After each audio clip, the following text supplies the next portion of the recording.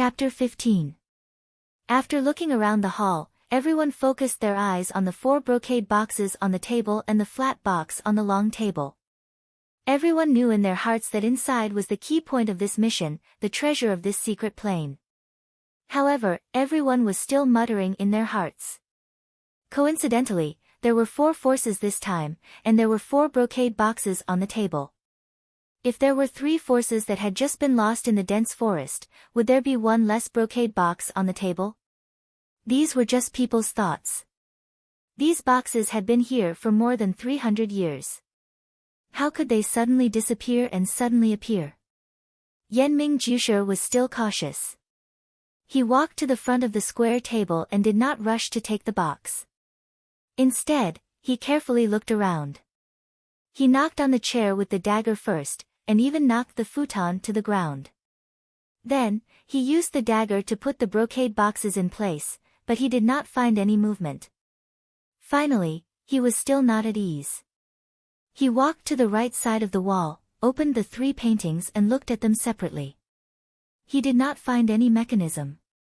Then he walked to the front of the table and said to everyone, "It seems that there should be no mechanism here. What do you think?" The rest of the people had been following Layman Yenming ever since they entered the secret place. When they arrived at the hall, they didn't dare to move. There had been a saying about tactical deployments in Jianghu since ancient times, but in their era, tactical deployments had long become legends. Occasionally, there would be a few tactical deployments, but they were just verbal deployments. They had never heard of any tactical deployments that could trap someone with just a few bamboo slips and a few stones, let alone a big tactical deployments made by the whole wild Jujube forest sect. This was obviously a big move made hundreds of years ago. Everyone's mind had long been shocked.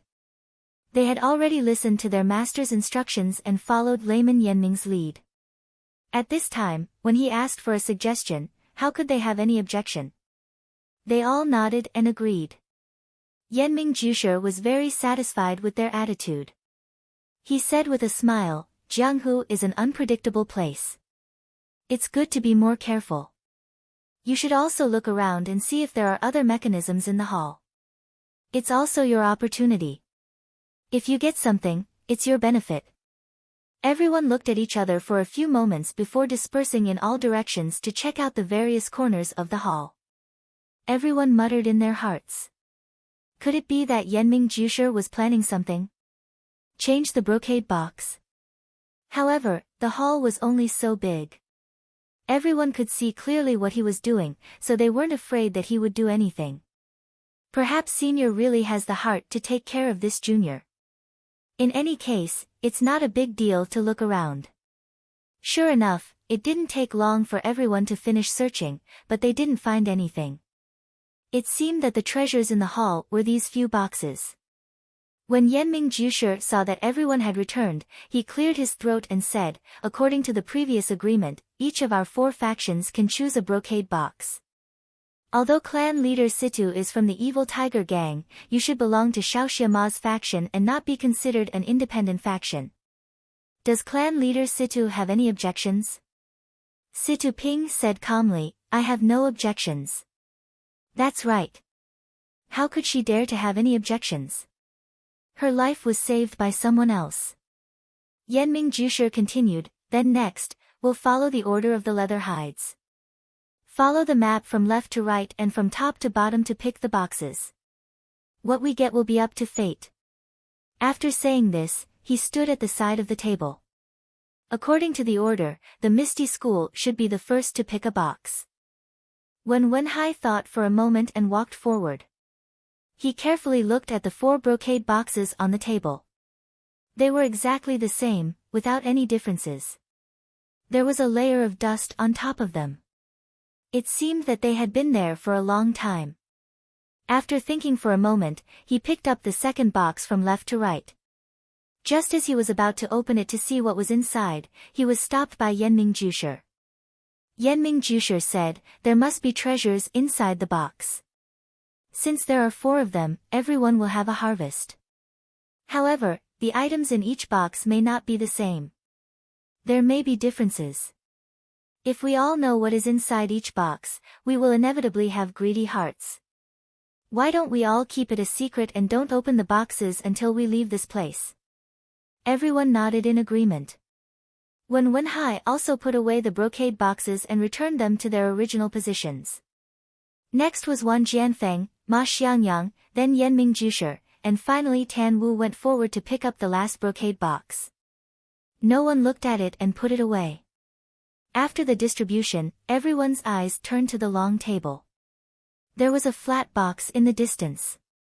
Yanming Jusher walked to the end of the long table and picked up the box. It was hard to the touch and seemed to be quite heavy. Looking at it carefully, it seemed to be carved out of a piece of stone. It seemed to be used to store treasures. However, for some reason, it was not placed on the table, but on the other end of the long table. Yanming Jusher walked to the table and passed the box around for everyone to see. Afterwards, he placed it on the table and quietly looked at everyone. He said, "There is only this box left in this room. There is no way to divide it equally. How about we do as we said before and use rock, paper, scissors to decide who gets it?" Everyone looked at each other and felt a burst of absurdity. The people of Jianghu actually wanted to use a child's game to decide such an important matter. However, if they did not use this gentle method, who would hold back when facing such a coveted treasure? It was hard to say who would benefit in the end. Everyone could only acquiesce. At this time, Ma Xiangyang said, "Senior, I have a suggestion." Yanming Jusher said with an unsurprised expression, "Shaoxia Ma, feel free to speak." Ma Xiangyang said, "I have no objections to rock, paper, scissors. However, I have a small request. That is, I hope that no matter who gets this box, they will open it and let us see what is inside." What does everyone think? Yanming Jusher pondered for a moment and nodded in agreement. Everyone else also had the same thought. They would naturally know what their treasure was when they returned. The thing inside the box might not be theirs, so they had to take a look. Afterwards, Yanming Jusher arranged the order of the game. It was still the same order as before. Misty School and Wan Jianfeng were in one group, while Yanming Jusher and the Tan family were in the other group. Misty School's Wen Wenhai and Xue Qing looked at each other. Wen Wenhai nodded towards Xue Qing and smiled encouragingly. At the same time, his face was full of awkwardness. Xue Qing walked forward and arrived in front of the square table. Only she knew why her senior brother's face was full of awkwardness. Anyone who had played this game with her since they were young and lost to her since they were young would feel embarrassed whenever this game was mentioned. Wan Jianfeng only had Ma Xiangyang, so he naturally wouldn't feel at ease letting Situ Ping come up. In fact, even if he felt at ease letting Situ Ping play, clan leader Situ wouldn't dare. Seeing the two come forward, Yanming Jusher said, "The rules of rock paper scissors are, scissors beats paper, paper beats rock, and rock beats scissors. Before we start, we need to cover everyone's eyes with a scarf. When I count 1, 2, 3, everyone will play at the same time. Then, take off the scarf and we will see who wins."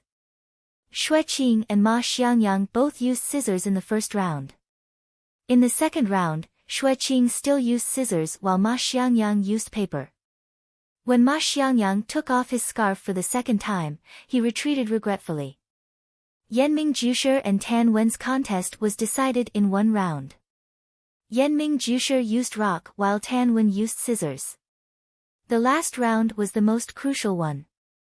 At this time, Yanming Jusher thought for a moment and signaled Situ Ping to cover himself and Xue Qing with a scarf. After Ma Xiangyang counted to 3, he took out scissors. After taking off his scarf, he found that Xue Qing also used scissors, so he covered her with another scarf. After thinking for a moment, he took out scissors again after counting to 3. In the end, he found that his opponent was still scissors and couldn't help but be stunned. In fact, Yanming Jusher had his own selfish reasons for proposing this game.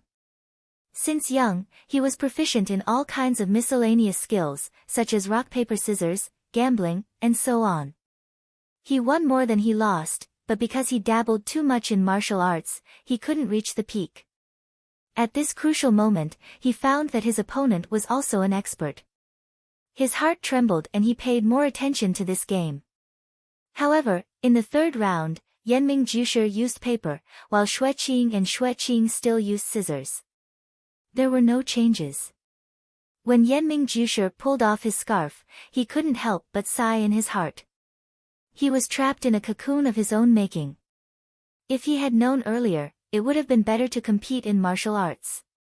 Not to mention Xueqing's face full of excitement, when Wenhai took the box and was about to open it when Yanming Jusher stopped him. Wait, put it on the table and use your sword to pry it open from a distance to prevent any traps. When Wenhai put it on the table and used the tip of his sword to pry the box a few times, but he couldn't find the position of the lid. This time, he picked up the box again and looked at it carefully. Only then did he realize that the box was actually sealed. Then, he tried to pry it open, but it didn't open. The other people also didn't open it. Yanming Jusher also picked up his dagger and tried to pry the box open, but it didn't work. In the end, he completely ignored Wenhai's gaze and actually used his dagger to cut the box open, but it didn't leave any marks on the box. He finally understood why this box was thrown far away at the end of the long table. He casually returned it to Wenhai. Wenhai also carefully put the box in his arms. Seeing that there was nothing left in the hall, everyone's thoughts had already flown to the medicinal garden. Yanming Jusher brought everyone to the medicinal garden and said to everyone didn't prepare enough, and I don't know if we can take more herbs. I suggest that we first take some mature herbs that can be preserved. There will be 4 sets, 1 for each sect. As for the seeds and other transplants, we'll discuss it again. What do you all think? Everyone had no objections, and then led by Yanming Jusher, they collected one by one. All the mature herbs were collected in 4 sets and packed into 4 packages, 1 for each sect. In the end, Scholar Yanming said to everyone, since no one has any luck, we can only comfort ourselves here in the herb garden.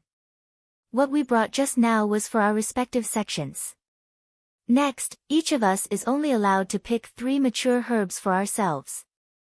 After that, Yanming Jusher took everyone to walk around each medicinal field again, and collected the herbs according to their own requirements. In fact, everyone knew about the same herbs, most of them were hundreds of years old: ginseng, Polygonum multiflorum, tianqi, shanjing, and other things. After finishing this, the light in the secret plane was already a little dim. It was estimated that it should be early noon outside. Everyone only then remembered the matter of going out.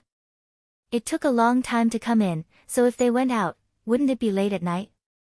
Yanming Jusher smiled and comforted everyone, go out, just find a place to go, as long as you go straight, you can go out. However, looking at the sky, it's time to go, let's leave. After that, everyone picked up their packages and followed Yanming Jusher to find 2 jujube trees in the middle of the jujube forest and went straight away. Everyone didn't know that when they just walked into the jujube forest, a snake-like monster's head poked out of the high-temperature lake. It looked at the place where they were going for a moment, and then retracted into the water, leaving only the ripples on the lake. Chapter 16. By the time everyone left the Swanjujube forest, the sky had already darkened. Their journey back had been uneventful. The moment they walked out of the dense forest, both Yanming Jusher and the remaining juniors let out a long sigh of relief. This harmonious, treasure-hunting trip had finally come to a successful conclusion. They had kept their lives, completed their mission, and obtained the treasure. This treasure naturally belonged to them. When they thought of this, everyone's hearts felt warm, as if a cat was tickling their hearts. Yanming Jusher looked at everyone with a smile and said, "Everyone Xiaoxia, please be patient. Wait for us to reach the thumb peak before we speak in detail." Then, he led everyone back to the thumb peak. Everyone sat in a circle in front of the crouching ox rock. Yanming Jusher opened his mouth and said, "Everyone Xiaoxia, this mission has been successfully completed. Next, please bring back the results of this mission to your respective schools and sections." In addition, please bring back my greetings. Everyone, please raise your heads on the 2nd of February and meet at the same old place. Let us drink and chat merrily. After he finished speaking, he didn't seem to want to stay any longer. Without waiting for anyone to speak, he cupped his hands and used his qinggong to leave down the mountain. The remaining people looked at each other and nodded. The Tan brothers were the first to walk away in their unique way, followed by Wen Wenhai and Xue Qing. They cupped their hands to Ma Xiangyang and Situ Ping and turned to leave. Suddenly, Wen Wenhai seemed to think of something and stopped. He said to Situ Ping, "Chief Situ, I was passing by Lu Town the day before yesterday and poked my nose into other people's business and saved a group of farmers. I'm afraid I've offended you in any way. I hope Chief Situ will be magnanimous enough to forgive me." Situ Ping was also a quick-witted person and hurriedly returned the greeting, "Our clan's subordinates have been rude in any way. Please forgive them, Xiaoxia. If something like this happens again in the future, I hope that Xiaoxia will take action again and help me maintain the clan's reputation." Wen Wenhai smiled and said, Of course. We'll meet again someday." After he finished speaking, he and his junior sister quickly left the way they came. In the blink of an eye, only 2 people were left on the Crouching Ox Rock. At this moment, Situ Ping felt a little uneasy in his heart. Fortunately, Ma Xiangyang spoke up at this moment, "Sect leader Situ, I won't say anything else. Since you know about this matter and are also involved, please follow me to Myriad Sword Peak as a guest for a period of time. Everything will be decided by my Sword Lord. How about it?" Situ Ping nodded. "I'll follow Xiaoxia's instructions." Then, he followed Ma Xiangyang back the way they came. For a moment, the area around the Crouching Ox Rock was deserted. It was already dusk. Just as a few people from the Jianghu were galloping on their horses, Zhang Xiaohua and Butcher Lu had also rushed back to the Guizhuang house. Lu Qian and Lu Yeye were originally sitting in the Zhang family's small house and chatting. At the same time, they were also helping Guo Sufei with some needlework. When Butcher Lu approached, Lu Yeye happened to raise her head and look outside. Her gaze passed over the short walls of the Zhang family's small courtyard. When she saw the sturdy figure that she had been looking outside the door for an entire day and had lost count of how many times she had looked outside, Lu Yeye could no longer hold it in. "Wah!" She burst into tears and ran out, throwing herself into Butcher Lu's arms. "Father!" Her tears were like pearls falling onto a jade plate, dripping down in a pitter-patter.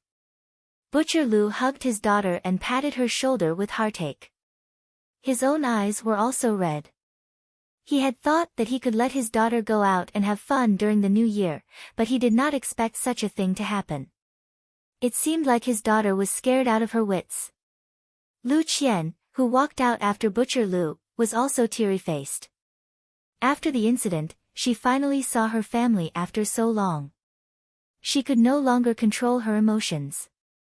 Zhang Kai also walked out of the house with crutches and invited Butcher Lu into the house. With so many people coming in, the narrow central room seemed even more crowded. Fortunately, the people from the same village went home first after exchanging some pleasantries. Zhang Kai sent them to the door and thanked them profusely.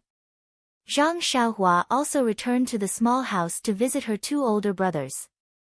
Zhang Xiaohu and Zhang Xiaolong's injuries were more serious. At that time, they had blocked Zhang Kai inside for their father's sake. 80% of the vicious servants' kicks and punches had landed on their bodies. However, Xiaohu did not suffer any fractures. At this moment, he was lying on the Kong bed and listlessly talking to his older brother. Xiaolong's injuries were similar to Xiaohu's, but his arm was fractured after all.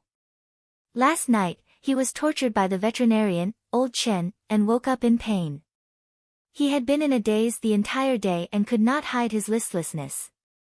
Seeing Zhang Xiaohua come in, Zhang Xiaohu asked, "Lu Qian's family is here?" Zhang Xiaohua said, "Yes, they just entered the house."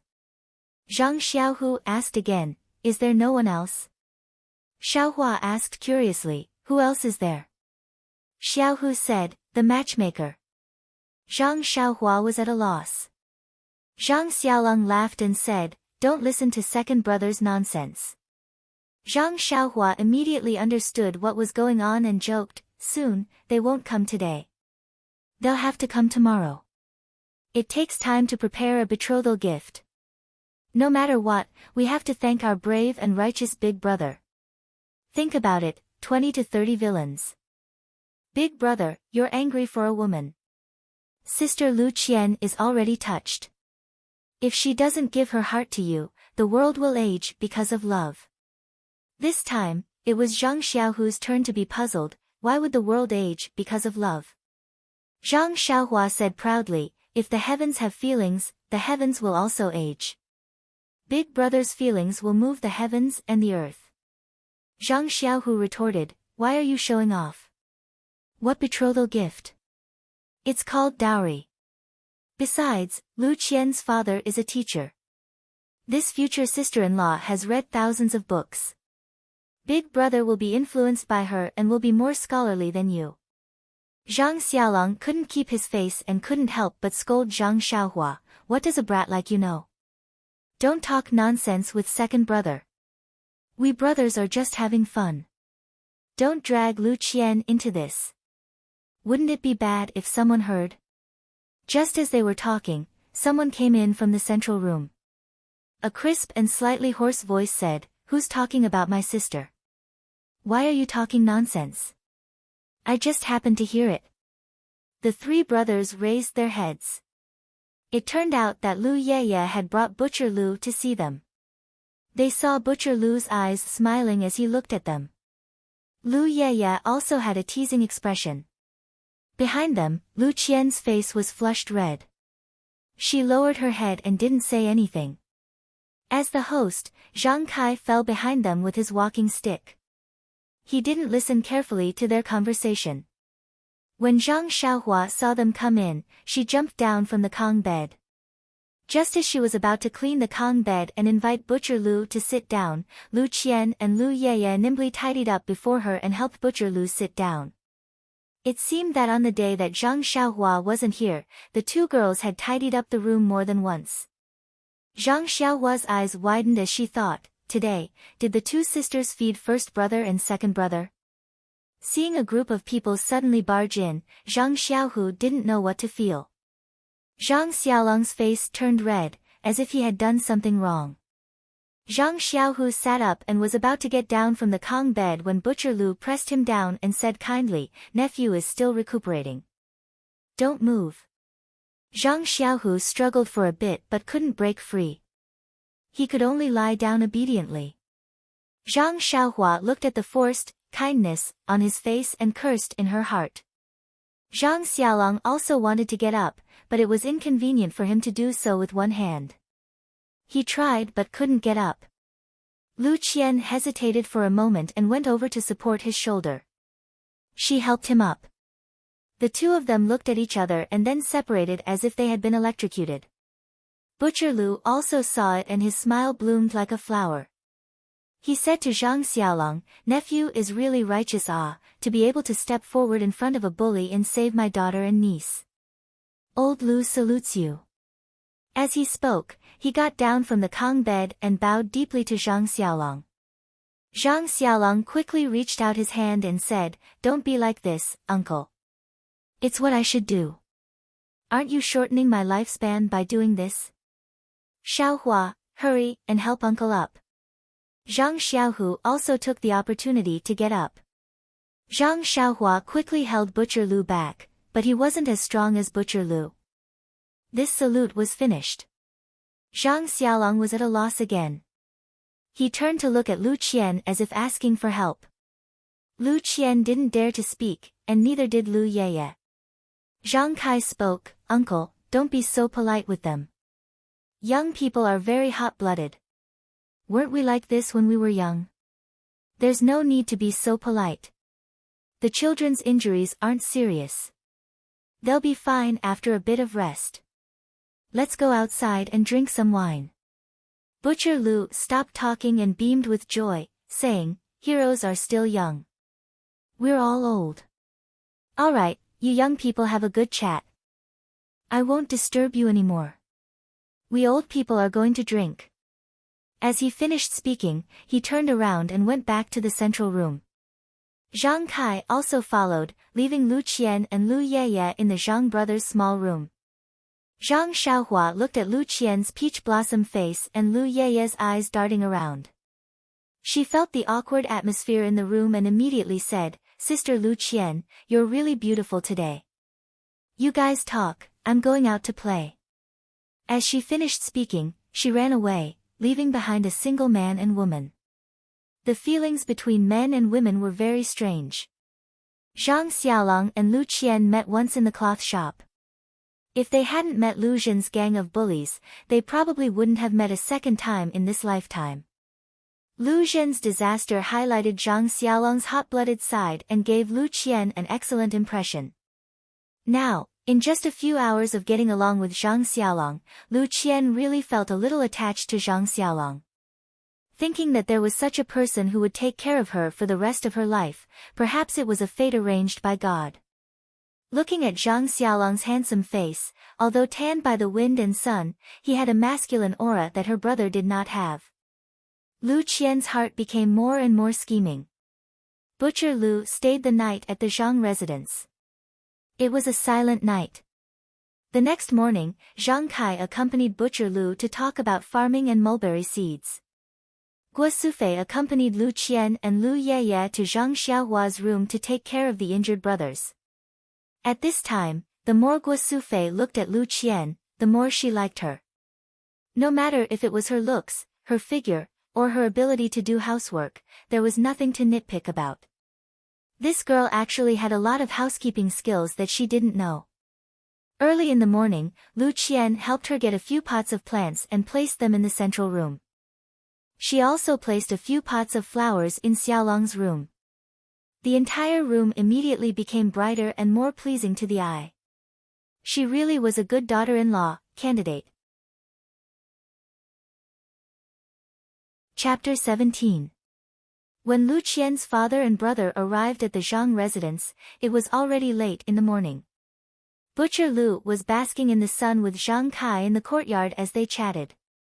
The walls of the Zhang residence's courtyard were too short, so Butcher Lu could see Mr. Lu and Lu Kai from afar. Both of them were dressed in new clothes.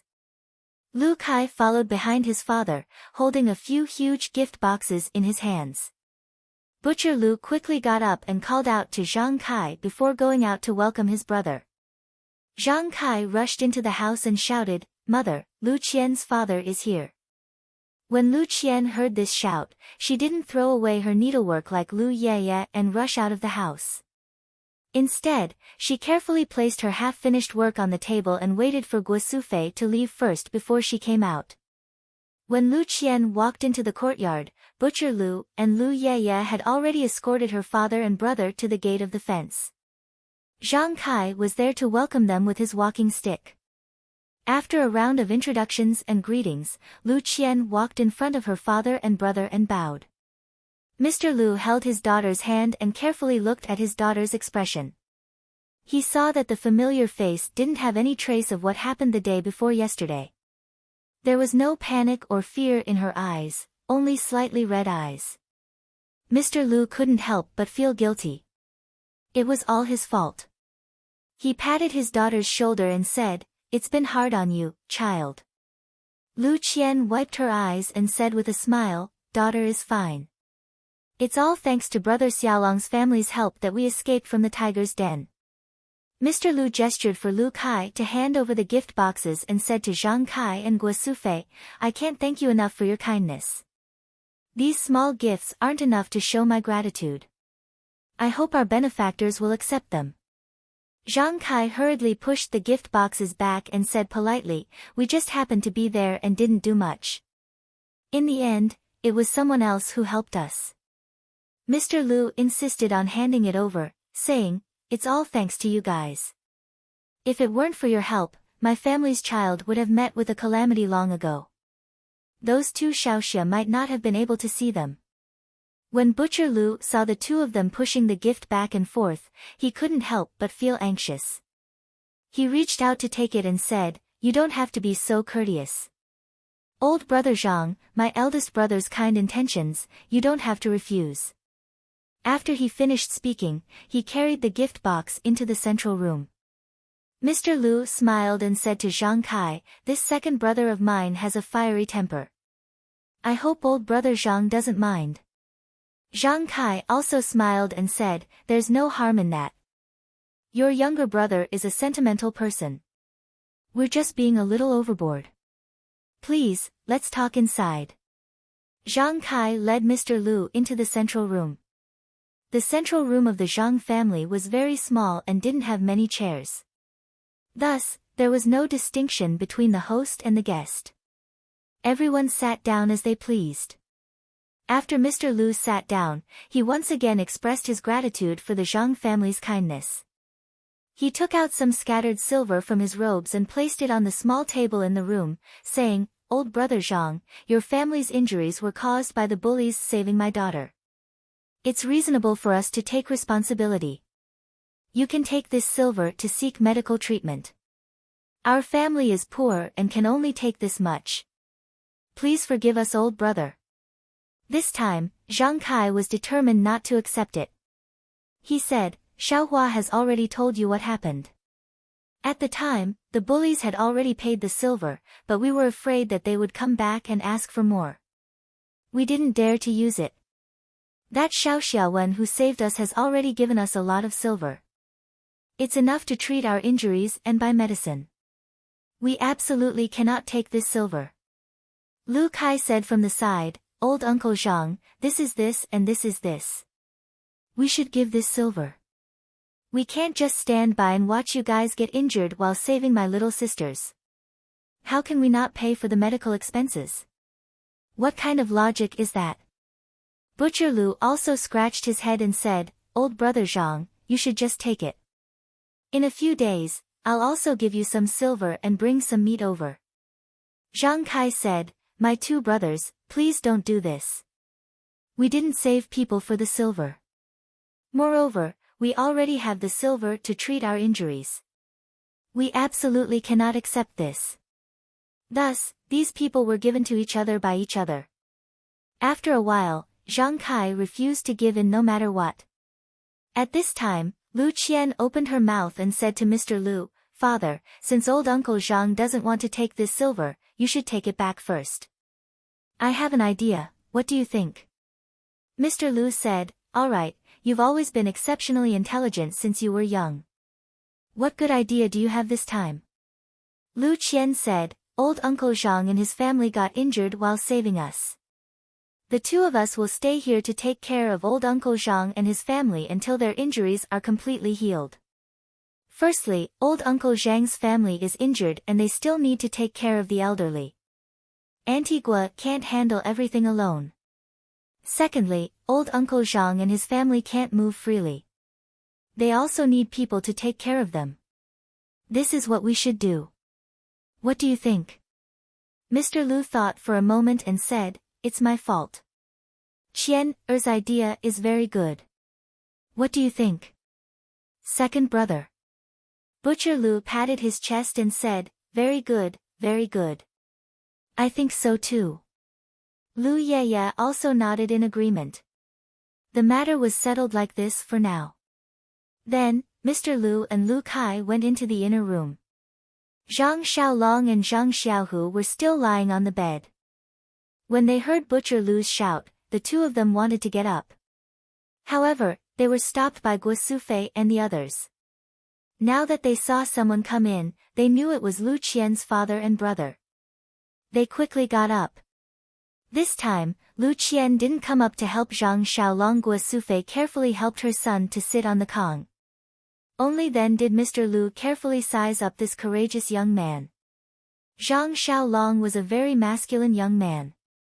He was about the same age as Lu Kai and looked very ordinary. He had thick eyebrows and big eyes like Zhang Kai. However, his eyes were bruised and the corners of his mouth were cracked. However, from the determination in his eyes, one could see that he was a down-to-earth person. The clothes he was wearing weren't new either. They were patched up, but they were very clean and looked very comfortable. Zhang Xiaolong's arm was still in a splint, so he couldn't move casually. His hands were placed in front of his chest. Looking at this pair of slightly rough hands, one could tell that he was an expert in farming. Mr. Lu looked at this young man who was about the same age as his son but had a completely different temperament. He couldn't help but secretly nod. Only such an outstanding child could stand up for others when they were in danger. Zhang Xiaolong saw Mr. Lu staring at him and couldn't help but feel anxious. He didn't know what to do. Mr. Lu looked at him for a while before speaking. He thanked him for saving his daughter and hoped that he would recover well. Then, he spoke for a while before leaving the small room. As he walked, he said to Zhang Kai, "Brother Zhang, you have a good son. You are blessed." Zhang Kai smiled from ear to ear. He didn't forget to be humble even while leaning on his walking stick. "Same to you. Your son is also very, very good." Seeing that it was almost noon, Zhang Kai ordered Guo Sufei to arrange wine and food to entertain Mr. Lu and his group. The Zhang family's financial situation was much worse than Mr. Lu's, so the food they ate was also very ordinary. Zhang Kai expressed his apologies. Mr. Lu and Butcher Lu were both forthright people, so they didn't mind when they chatted. They toasted and ate quite a bit. Only Zhang Xiaohua was the happiest. She had meat to eat for 2 consecutive days. She couldn't wait for these days to come a few more times. After the meal, Mr. Lu and his group chatted with Zhang Kai for a while. Taking advantage of the fact that it was still early, they hurried back to Bali Gully with the 2 girls. The Zhang family only had one family of injured people lying in bed. Fortunately, it was winter now. Usually, at this time of the year, they would stay at home to keep warm. They didn't need to plow the fields or weed the fields. However, this afternoon, everyone felt that something was missing. When the sky gradually darkened and Guo Sufei was preparing to cook, she realized that there was less help from the 2 girls in the family today. She also had to cook less food. She couldn't help but feel a little disappointed. The liveliness in this family was strange. There were originally only 6 people in the family. After so many years, they didn't feel anything. In just a few days, with the addition of 2 girls, the family actually had more liveliness than before. After these few days, everyone left. The liveliness naturally disappeared. Only then did she realize that liveliness was really good. She actually missed the few days when there were more outsiders. After hastily cooking, Zhang Xiaohua and her mother served the 2 brothers. Everyone sat under the oil lamp. Guo Sufei said, "I wonder if Lu Qian and the rest have eaten." Zhang Kai said, looking at the sky, "They probably just got home. They won't be able to cook in time. I guess they'll have to eat at Butcher Lu's place." Zhang Xiaohua said, "Definitely. Maybe there'll be streaky pork tonight." Guo Sufei said, "By the way, Xiaohua, you've been to their house. What's their house like?" Zhang Xiaohua described the situation of Lu Qian and Lu Yeye's house according to her own knowledge. In fact, Guo Sufei had always wanted to ask about Lu Qian's family situation, but it wasn't easy to ask from Lu Qian. Yesterday, when she saw Butcher Lu, she didn't have the chance to ask. Today, when she saw Mr. Lu and Lu Kai's behavior and temperament, she felt a knot in her heart. Now that she heard Zhang Xiaohua's words, her heart was even more knotted. She frowned and said to Zhang Kai worriedly, "Old man, do you think Lu Qian will like our family Xiaolong?" No one interrupted. Zhang Xiaolong's face was a little gloomy. Zhang Kai said, "This depends on fate. It's useless for us to talk about it. Let's just leave it to fate." Zhang Xiaohu said, "Mother, I feel that Lu Qian is very meticulous. She should have read a lot of books. Needless to say, she's educated and reasonable. She can also do a lot of housework. She's really good. She's much better than the energetic Lu Yeye. Looking at how she takes care of Big Brother, she's a little interesting." Zhang Xiaohua said, "Second brother, this daughter-in-law has to be married one by one. Don't be too anxious. even if you don't mention Lu Yeye, mother will consider it for you. Zhang Xiaohu's face was a little embarrassed. He kicked Zhang Xiaohua and said, "We're talking about Big Brother. Don't change the topic. There's nothing between me and Lu Yeye." Zhang Kai said, "Second brother, even if there's something between you and her, you have to think about your big brother first. Looking at our family's situation, it's already very difficult to find a wife. You should wait a little longer." Guo Sufei interrupted and said, "Old man, don't you still have those banknotes?"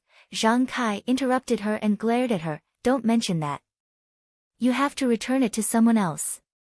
Then, everyone felt bored. Not long after, they blew out the oil lamp and went to sleep. Zhang Xiaolong tossed and turned all night. He couldn't fall asleep. He didn't know if it was because of the pain in his body or because of the thoughts in his heart. However, his tossing and turning didn't affect Zhang Xiaohua's dream at all. Chapter 18. When Wenhai was very tired, the whip in his hand mechanically whipped the horses but, hoping that it would run faster. Beside him, Xueqing's face was covered with a veil, so her expression couldn't be seen. She was also urging the horse she was riding. When Wenhai occasionally looked back at Xueqing and encouraged her, "Junior sister, hold on a little longer, we'll soon reach our territory, we can rest then." Xueqing replied, "I know, senior brother, let's go quickly." When the two came down from Stoneman Peak, they didn't pay too much attention to it at first. The mission was already completed, so all they had to do was bring the things back to the school. They were even immersed in the joy of getting the medicine. But when they got on the horses and saw the two best horses in the school, the two realized why their master wanted them to ride such handsome horses. At the same time, when Wenhai also remembered his master's inconspicuous words, "Hurry back." At the same time, they also realized the danger they were in. Not to mention whether the other three factions had other intentions, even if a normal Jianghu sect got wind of the news or discovered the things they were carrying, those were priceless treasures in the eyes of Jianghu people. An ordinary man's wealth is his own ruin, and the two of them would have a hard time keeping their lives. The two couldn't help but feel a chill in their hearts. They looked at each other and got on their horses, not stopping for even a moment. They whipped their whips and galloped away. Just like that, the two of them galloped on their horses for a day and a night without rest. Fortunately, they were martial artists, so their bodies were well trained. A normal person would have long since broken their body. It was near noon, and the two of them were hurrying along. In the distance, they saw a tea shop on the side of the road. These tea shops were mostly simple tents or thatched roofs set up on the side of the road. They were open on all sides, and provided simple tea and food for passers-by to rest. When they were about to reach the tea shop, Xueqing couldn't help but say to Wenhai, "Senior brother, why don't we rest for a bit? We'll reach our Misty School's territory in the time it takes to eat a meal, so it should be safe here." Wenhai was also a bit tempted, so he slowed down and gradually approached the tea shop. However, when Wenhai changed his mind and said to Xueqing with a smile, "Junior sister, it's only the time it takes to eat a meal, we'll be there soon. We've been on the road for so long, we don't have to worry about this little bit of distance. Let's hurry for a bit and rest when we reach our territory." Xueqing said, "All right, senior brother. We won't do things that will waste all our efforts. Let's go." After they finished speaking, the tea shops SSSS, and the horses, and their legs worse, SSSS. The two of them were leisurely sipping tea from the rough teacups on the table. When Wenhai's and Xueqing's horses slowed down in front of the tea shop and then sped up again, they saw it all. After Wenhai's horse passed, the man with the sword looked at the dark-skinned man opposite him and said with a smile, "Old Six, don't drink anymore. Let's go." I didn't expect Ahai to be so cautious. He didn't even enter this tea shop. Third brother has taken in a good disciple. Old Six said, "That's right, fourth brother. None of our disciples are as cautious as Ahai. It's a pity that his talent is limited and it's hard for him to make any progress in his martial arts. Otherwise, his potential would be limitless. AI, it's just a pity for these two good horses. After they finished speaking, the two of them threw down the money for the tea and brought their own horses to chase after them. However, they didn't know that the eyes of a plainly dressed passerby behind them flashed. He muttered in his heart, "What's going on? 2 of the 6 misty tigers are actually here to receive them." After the 2 of them left with their horses, he also paid the bill and quietly followed behind. On the other hand, when Wenhai spurred his horse forward, in the time it took to finish a meal, he saw that there were more and more people.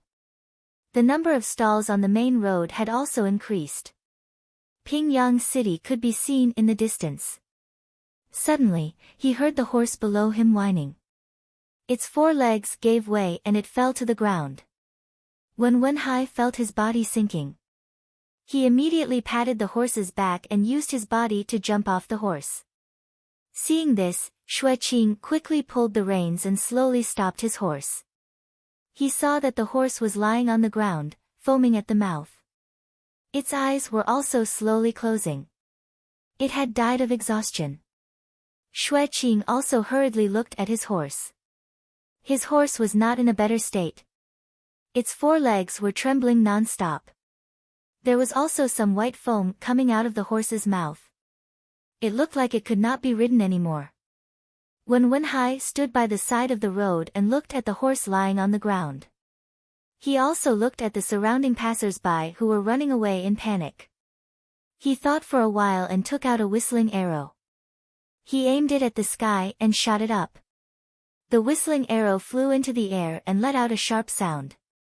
In the empty sky, it traveled very far.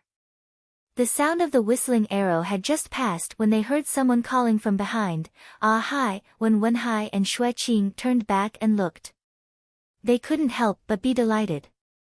It was the 2 burly men who were resting in the tea shop earlier. When the 2 of them rode their horses to the front, when Wenhai and Xueqing went forward and bowed, 4th Uncle Master and 6th Uncle Master. The 2 of them swung their stirrups and dismounted. They chuckled and said, "Martial nephews, there is no need to be so polite. We are here on the orders of the sect leader to welcome them. Wait a moment and they will be here." When Wenhai and Xueqing nodded in agreement, they then stood beside the 2 Uncle Masters and waited quietly. At this moment, the tense strings in their hearts were completely relaxed. Sure enough, not long after, a group of people galloped from afar. The first was a scholar with a square headscarf on his head. He was about 40 years old, with a white face and no beard. He wore white clothes and looked very young, as if he was reading. Following closely behind him was a beautiful woman with a mature aura. Both of them were dressed very simply. Both of them were riding white horses. Behind them were about 10 people dressed in martial attire. Each of them was equipped with a saber and a sword. Their eyes were shining. Some of them even had high protruding temples. At first glance, one could tell that they were masters of the martial arts world. These people urged their horses while looking around, vigilantly looking around. When the 2 of them arrived, they dismounted from their horses. When Wenhai and Xueqing went forward and bowed, "Greetings to master." This scholar was actually the head of the Misty School, O Peng.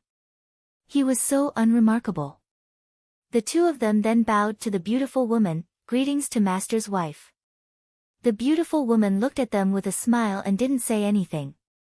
O Peng then said, "All right, ah hi, Qing, you have worked hard. No need to be so polite. You know that master's wife rarely pays attention to the matters of the sect. Today can be considered an outing." The 2 people behind Wenhai also went forward and bowed, "Greetings to senior brother sect leader and sister-in-law." O Peng reached out and helped them up, "You have worked hard as well." The 4th brother stood up and said, "It wasn't hard. We were just tasting tea. Your disciple didn't even enter the tea shop. He is very cautious." When Wenhai then understood, he hurriedly said, "Disciple didn't know that martial uncle was here. Otherwise, I would have left with martial uncle." He then said to his master, "Disciple didn't let you down and escaped unscathed with junior sister."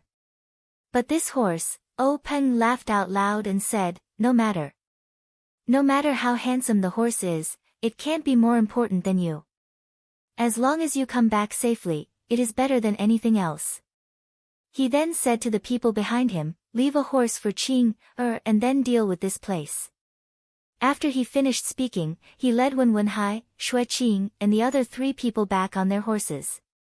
He only left 2 people behind to deal with the dead horse. He didn't even mention a word about the things on Wen Wenhai's body. The passerby who followed them here witnessed the entire process and was even more surprised. He didn't think much and just mounted his horse and galloped in another direction. He must be rushing back to the sect to report this matter. Something that was worth Peng coming out to greet must be something big. Wen Wenhai and the others followed the large group and galloped towards Pingyang City. When they reached Pingyang City, they didn't enter the city. Instead, they went around the city gate and went in another direction. After a while, they arrived at a villa outside the city. This villa was built against the mountain. In front of the villa, there were scattered residences. The houses were high and low and were arranged in a picturesque disorder. Many people were busy with their own affairs. When they saw the large group of people coming over, they made way for them. At the same time, they also saluted Peng who was on the horse. Further in was a straight main road. Beside it were huge trees. After crossing the main road, they came face to face with a luxurious building. There were 2 large words on the building, ethereal. It was the same word as the one on the token that Shui Qing gave to the Zhang family. However, these 2 words were more indescribably elegant. After crossing the building, they saw a high platform. There were more than 10 steps leading to an open door. There were already more than 10 people who looked like disciples of the sect waiting respectfully in front of the door and on the steps. In front of the group was a young man with a fair complexion and a gentle temperament. He was about the same age as Wen Wenhai. He was the eldest senior brother of the sect, Zhang Qingyue. When Peng and the others got down from their horses, Zhang Qingyue led the group and said in unison, "Welcome, sect leader." Peng and the others got down from their horses. Someone took the reins from their hands. Peng said, "All right, everyone has worked hard. You can all disperse. Disciples who are participating in the advancement test, hurry up and practice. There's not much time left for you." All the disciples said, "Yes, we will follow sect leader's instructions." Then, Zhang Qingyue followed Peng and the others through the door. The others were busy with their own affairs. These disciples had been gathered together by the sect leader a few days ago. They were on guard day and night, thinking that something big would happen. However, they didn't expect that today, the sect leader would go out and announce that the alert was cancelled. The disciples couldn't help but be confused. However, this was the sect leader's business. It was related to their future advancement test. If they could advance, their status and treatment in the sect would be different. They might even be able to learn more advanced martial arts. This was their business. As for other things, these disciples wouldn't ask too much. Peng led the group to the meeting hall. Peng's wife saw that they had matters to attend to and excused herself. The others followed Peng into the meeting hall. Chapter 19. The conference hall was a large hall with many chairs. It was usually the place where the higher-ups of the sect came to discuss affairs. Today, there were very few people in the conference hall, but the atmosphere was particularly serious. Peng originally sent off his wife with a smile, but as soon as he entered the conference hall, he immediately changed his face and became very serious. The few people who followed behind also looked solemn. Although Wen Wenhai and Shui Qing were Peng's personal disciples and direct subordinates, they rarely came to the discussion hall. After entering, they naturally followed the rules and stood not far from the entrance, not daring to move recklessly. The fourth and sixth of the 6 Misty Tigers and O Peng's chief disciple Zhang Qingyue stood in front of their seats according to the usual rules and waited for O Peng to sit down first. O Peng walked to the innermost part of the hall, where there was a large chair. He turned and sat down, facing the crowd. When they saw him sit down, they also carefully sat down in their own seats. O Peng looked at the crowd, and then said to Wen Wenhai and Xue Qing, "Come over and find a seat."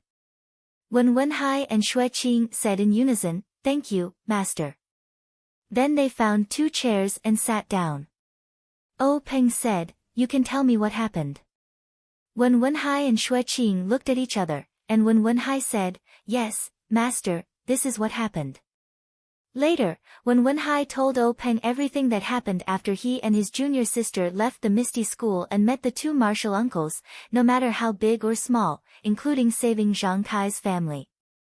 Xue Qing didn't say anything about the token he gave to Zhang Kai and the 3 herbs they collected in the medicine garden in the secret plane, but then he added, "There are 2 more things that need to be explained.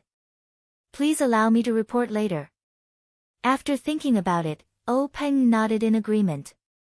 Then, when Wenhai and Xue Qing put a brocade box and a small flat box in their arms, as well as the herbs collected from the secret plane on the square table next to O Peng. O Peng did not open the box. Instead, he said to Lao Si, "You take care of the matter first. We will wait for you." Lao Si said, "Yes." Then, he got up and left in a hurry. Amongst the people present, only Wen Wenhai and Xue Qing revealed a puzzled expression while the others remained silent. Not long after, Old Fourth came back. He nodded at O Peng and sat down again. At this moment, O Peng said, "Everyone has worked hard. After such a long time of hard work, there is finally a reward. Let us see what treasures there are here." At the end of his words, a smile actually appeared on his face. When Wenhai and Xue Qing didn't know that sect leader O Peng was usually amiable and had a warm smile on his face. However, he was always very serious in the conference hall. No one had ever seen him smile before.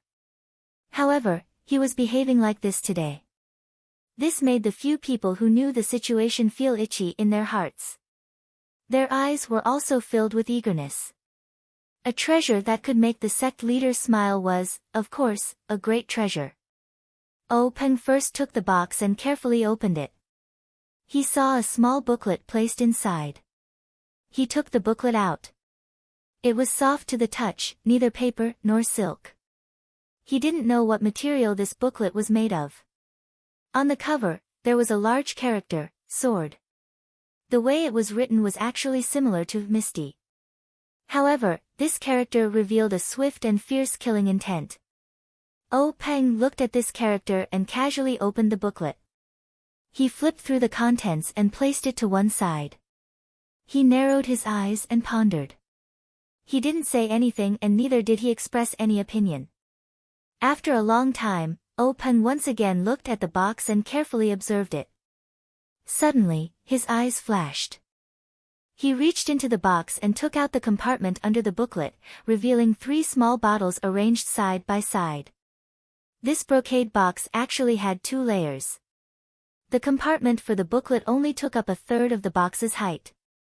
O Peng was even more careful as he took out a bottle.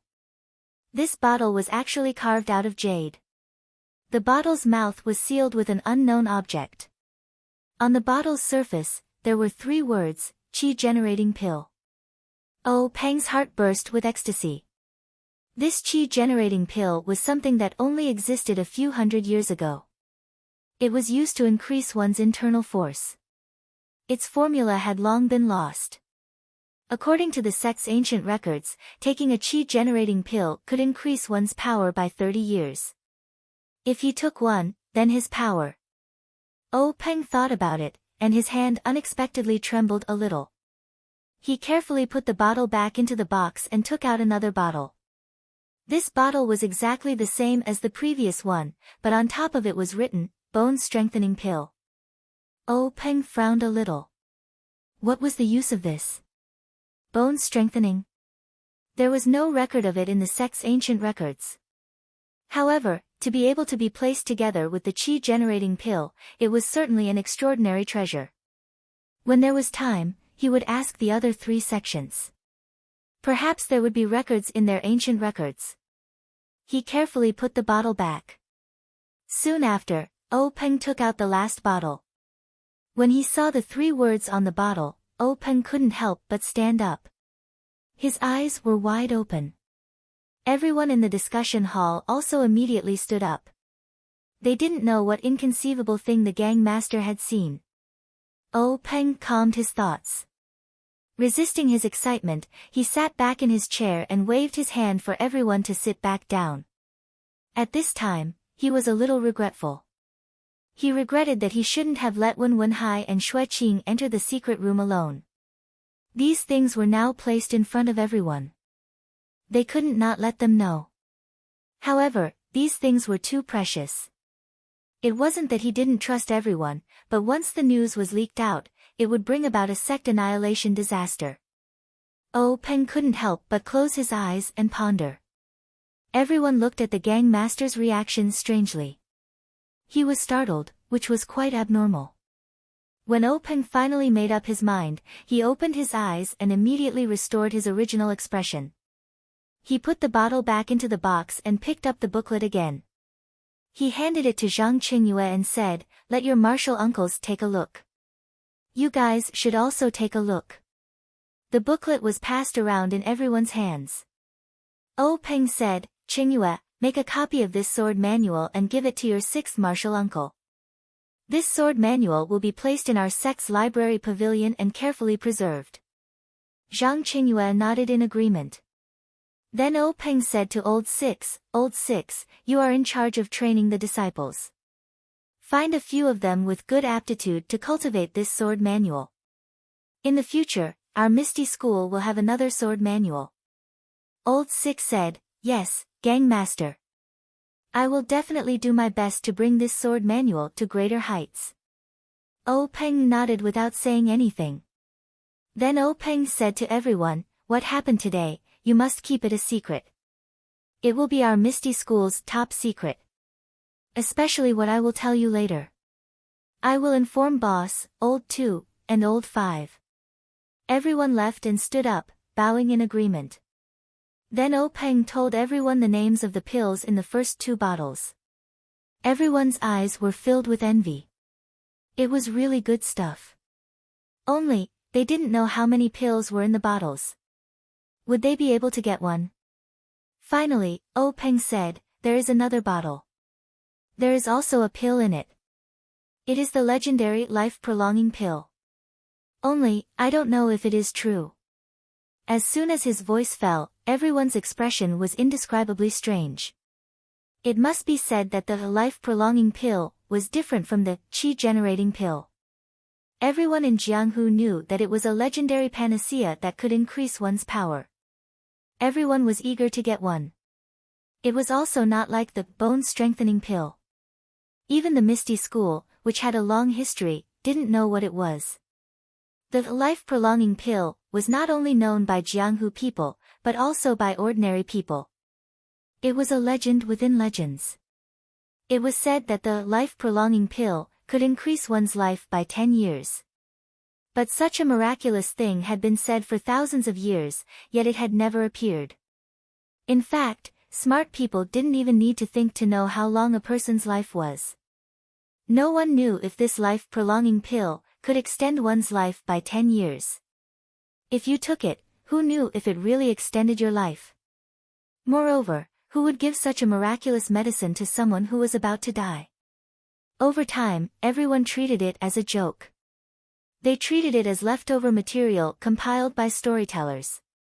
It was precisely this kind of senseless joke material that had suddenly appeared in the Misty School's conference hall's hall.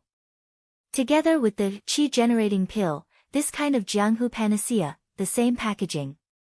No matter who saw it, they also didn't know whether to laugh or cry. Was it real? Was it fake?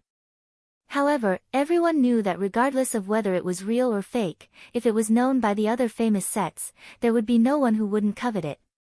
This Misty School would never have a day of peace in the future. Extermination? That wasn't impossible. No wonder the faction leader was so serious. It seemed that this matter would end here. However, would the other three sects obtain the same thing? Everyone, including O Peng, began to question this. Following that, O Peng once again opened the package containing the medicinal ingredients. Once again, he was stunned. Hundreds of years old ginseng, 7 fields, shanjing, Chinese knotweed, he couldn't name many of them. He looked at this package, and his heart was really afraid. He had calculated everything, but he didn't expect that he would be able to obtain so many precious things this time. If he had known earlier, he wouldn't have acted so reserved and mysterious. He would have directly acted himself. He also had to listen to Yenming Jusher's instructions and play rock, paper, scissors. This time, he reckoned that old fellow didn't lack any benefits. Fortunately, Hai and Qing had returned safely. These things also didn't have any mistakes. Otherwise, it would be too late to regret. It was no wonder that O Peng had so many thoughts. What he had seen just now were all legends. Perhaps it was just a rumor. Who knew if it was true or false? Moreover, the quantity was limited after all. But now, what was in front of him was the real thing. He could touch it with his hands. A few hundred years old ginseng, at a critical moment, it was a life. Coupled with other medicines, it would be even more effective. When he heard Hai and others talk about it, he didn't care. He thought that Yenming Jusher was exaggerating. Now, it seems that he should pay more attention to it. Moreover, there were still a lot of these medicines in the secret plane. He had to discuss it with several forces. Later, in the eyes of others, O Peng excitedly asked Zhang Qingyue to quickly inform the hall master and elders of the pharmacy hall to come to the conference hall. Chapter 20. While waiting for the pharmacy, O Peng helplessly picked up the last seemingly ordinary small box. His heart was filled with anticipation.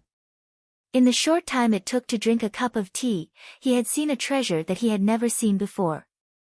He wondered what kind of treasure was in this box. Could it be something more magical than the life-prolonging pill? The box was cool to the touch and felt very heavy. O Peng placed it in front of his eyes and carefully observed it. The whole box was one piece. He didn't know what material it was made of. There seemed to be no trace of a lid. He didn't know where to open it. O Peng tried the 4 sides, pulling it up and pressing it down, but it didn't work. He couldn't bite it with his teeth, right? O Peng secretly laughed at himself. He put the box back on the table and then called everyone to come forward. Everyone looked around for a long time. Old 4 and Old 6 also came forward and tried several methods, but they didn't work. Zhang Qingyue frowned and said, "Master, do we need to use a key or something like that?" Old 6 rolled his eyes and said, "Martial nephew, if you want to use a key, there should be a keyhole. This box doesn't have a lock, and there's no secret lock or something like that. How do we use it?" Zhang Qingyue blushed a little and stood there without refuting. Wen Wenhai and Xue Qing had seen this box before in the secret plane. Wen Wenhai had also tried to open it. At this time, seeing that his master and martial uncle couldn't open it, he didn't dare to propose a new idea. Instead, Xue Qing looked at the box that he won with scissors, paper, scissors, and was very interested. He even shook it in his ear to hear if there was any sound inside. Unfortunately, it didn't work. Just when everyone was at their wits' end, the pharmacy hall's hall master Bai Dong and elder He Yunpu arrived at the meeting hall. After greeting the sect master and everyone else, Zhang Qingyue led them to the square table where the medicine was placed. The reaction of these 2 people was even more unexpected. It wasn't that they were not surprised, but that they were too surprised. From the moment the 2 of them saw the items in the package, their eyes didn't seem to move at all. Their feet seemed to be rooted to the ground, unable to move even half a step. Their fingers pointed at the medicinal herbs, their arms were trembling, and the saliva in their mouths was flowing, almost dripping to the ground. After the time it took to drink half a cup of tea, the two of them finally came back to their senses.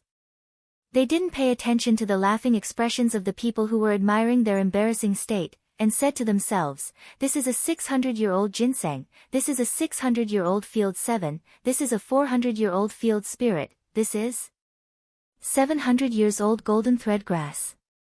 That's right, it was exactly the same as what was recorded in the Codex of Herbs. What about this? Am I seeing things? 1,000-year-old dragon slaying grass. How could this be? However, the roots are mostly cord-like and curved. The stems are erect and grow alone or in clumps. There are vertical fine lines, hairless or white fine hairs at the tip. There are many branches on the upper part. The leaves are dark green on the top and lighter on the bottom. The leaves at the base have a stalk and are oval-shaped. The edges are blunt or serrated. 100 years have silver teeth, and 1,000 years have gold teeth. This gold teeth. Heavens, I'm not dreaming, am I? Hall Master Bai said as he slapped his own face with all his strength. Then, he sucked in his own mouth from the pain. The other He Yunpu, Elder He, also muttered the names of medicinal herbs that no one understood. His face was also filled with disbelief. In the end, he picked up a medicinal herb that was the size of a palm and said, "What is this?" "A cactus." Hall Master Bai said, "Nonsense. According to the Codex of Herbs, cactus have thorns." "Did it prick your hand?" "That's fish hand grass." Elder He was also unhappy and said, "The Codex of Herbs says that fish hand grass is in the shape of 3 fingers. This one clearly has 4. Hall Master Bai looked carefully and also shook his head, saying, I don't know. And the remaining 4th and 5th grade medicinal herbs, I don't think I've seen them before. I just don't know if the Codex of Herbs has any records of them." Elder He also narrowed his eyes and thought carefully. He nodded in agreement, "I don't know.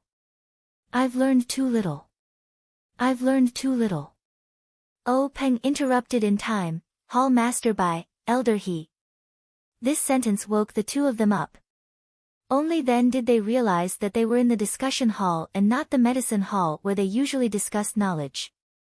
They hurriedly cupped their hands to everyone, seeing so many good medicinal herbs, "I'm secretly delighted. I couldn't control myself. Please forgive me, Sect Master and everyone." Everyone returned the greeting and said it was fine. O Peng said, "Two sirs, what are the value and effects of these medicinal herbs?" Elder He said, "I wonder where Sect Master obtained these rare medicinal herbs. This ginseng, tianqi, tianjing, polygonum multiflorum, and other herbs are all common. It's just that the age of these medicinal herbs is truly shocking. 100-year-old is already extremely rare. Unexpectedly, the worst of these herbs are 300 years old. As for the golden thread grass, snake gall grass, and other herbs, they are good for treating external injuries. This snakebite grass, coral grass, and stone wind medicine are panaceas for treating internal injuries. The rest are all rare medicinal herbs.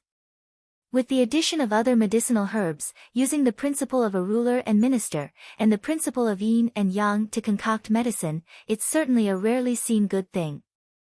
At this time, Hall Master Bai sobered up and hurriedly said, "Sect Master, the place where these things were discovered must be kept strictly confidential. Among them, the dragon beheading grass and peacock grass can be used to concoct medicine similar to the qi-generating pill. It's recorded in our Misty Sect's ancient records." These words caused everyone's ears to perk up. O Peng said, "Does the ancient records record how to concoct the qi-generating pill?" Hall Master Bai said, "No, the formula for the qi-generating pill has long been lost. What's recorded in the ancient records are only a few similar pills. The effects are limited, and the required herbs are extremely rare." O Peng said, "Hall Master Bai, take these medicinal herbs to the pharmacy hall to study and see what effects they have. Also, take a detailed look at the formula for those pills similar to the qi-generating pill. Be prepared, perhaps, Oh Peng hadn't finished speaking when Hall Master Bai had already understood tacitly. He immediately said, "I'll follow Sect Master's instructions." Then, together with Elder He carefully carried the package and left the conference hall. Oh Peng also instructed Zhang Qingyue to deploy more people to the pharmacy hall to protect it. After Hall Master Bai and Elder He left, Oh Peng sat back in his chair. His gaze fell on the small box on the table that he couldn't open no matter how hard he tried. After thinking about it, he still instructed Zhang Qingyue to call Hall Master Shi of the Divine Engineering Hall. The Divine Engineering Hall was the place where the Misty Sect refined weapons and concealed weapons. Hall Master Shi was the master of forging weapons in Pingyang City. Not long after, Shi Yukuan arrived at the conference hall. He observed the small box for a long time and used various methods, but he was similarly at a loss. However, he hesitated for a moment and asked Oh Peng in a probing tone, "Sect Master, I think, why don't we let Shi Niu come over and try?" Shi Niu was a boorish fellow from the Misty Sect who practiced the strong King Kong hand. His martial arts weren't very good, but his strength was top-notch. In addition, he specialized in the strong King Kong hand. In terms of strength alone, he was the best in the sect. Shi Yukuan's words enlightened him. The box was only a container to store things. In order to obtain the things in the box, it was good to keep the box intact.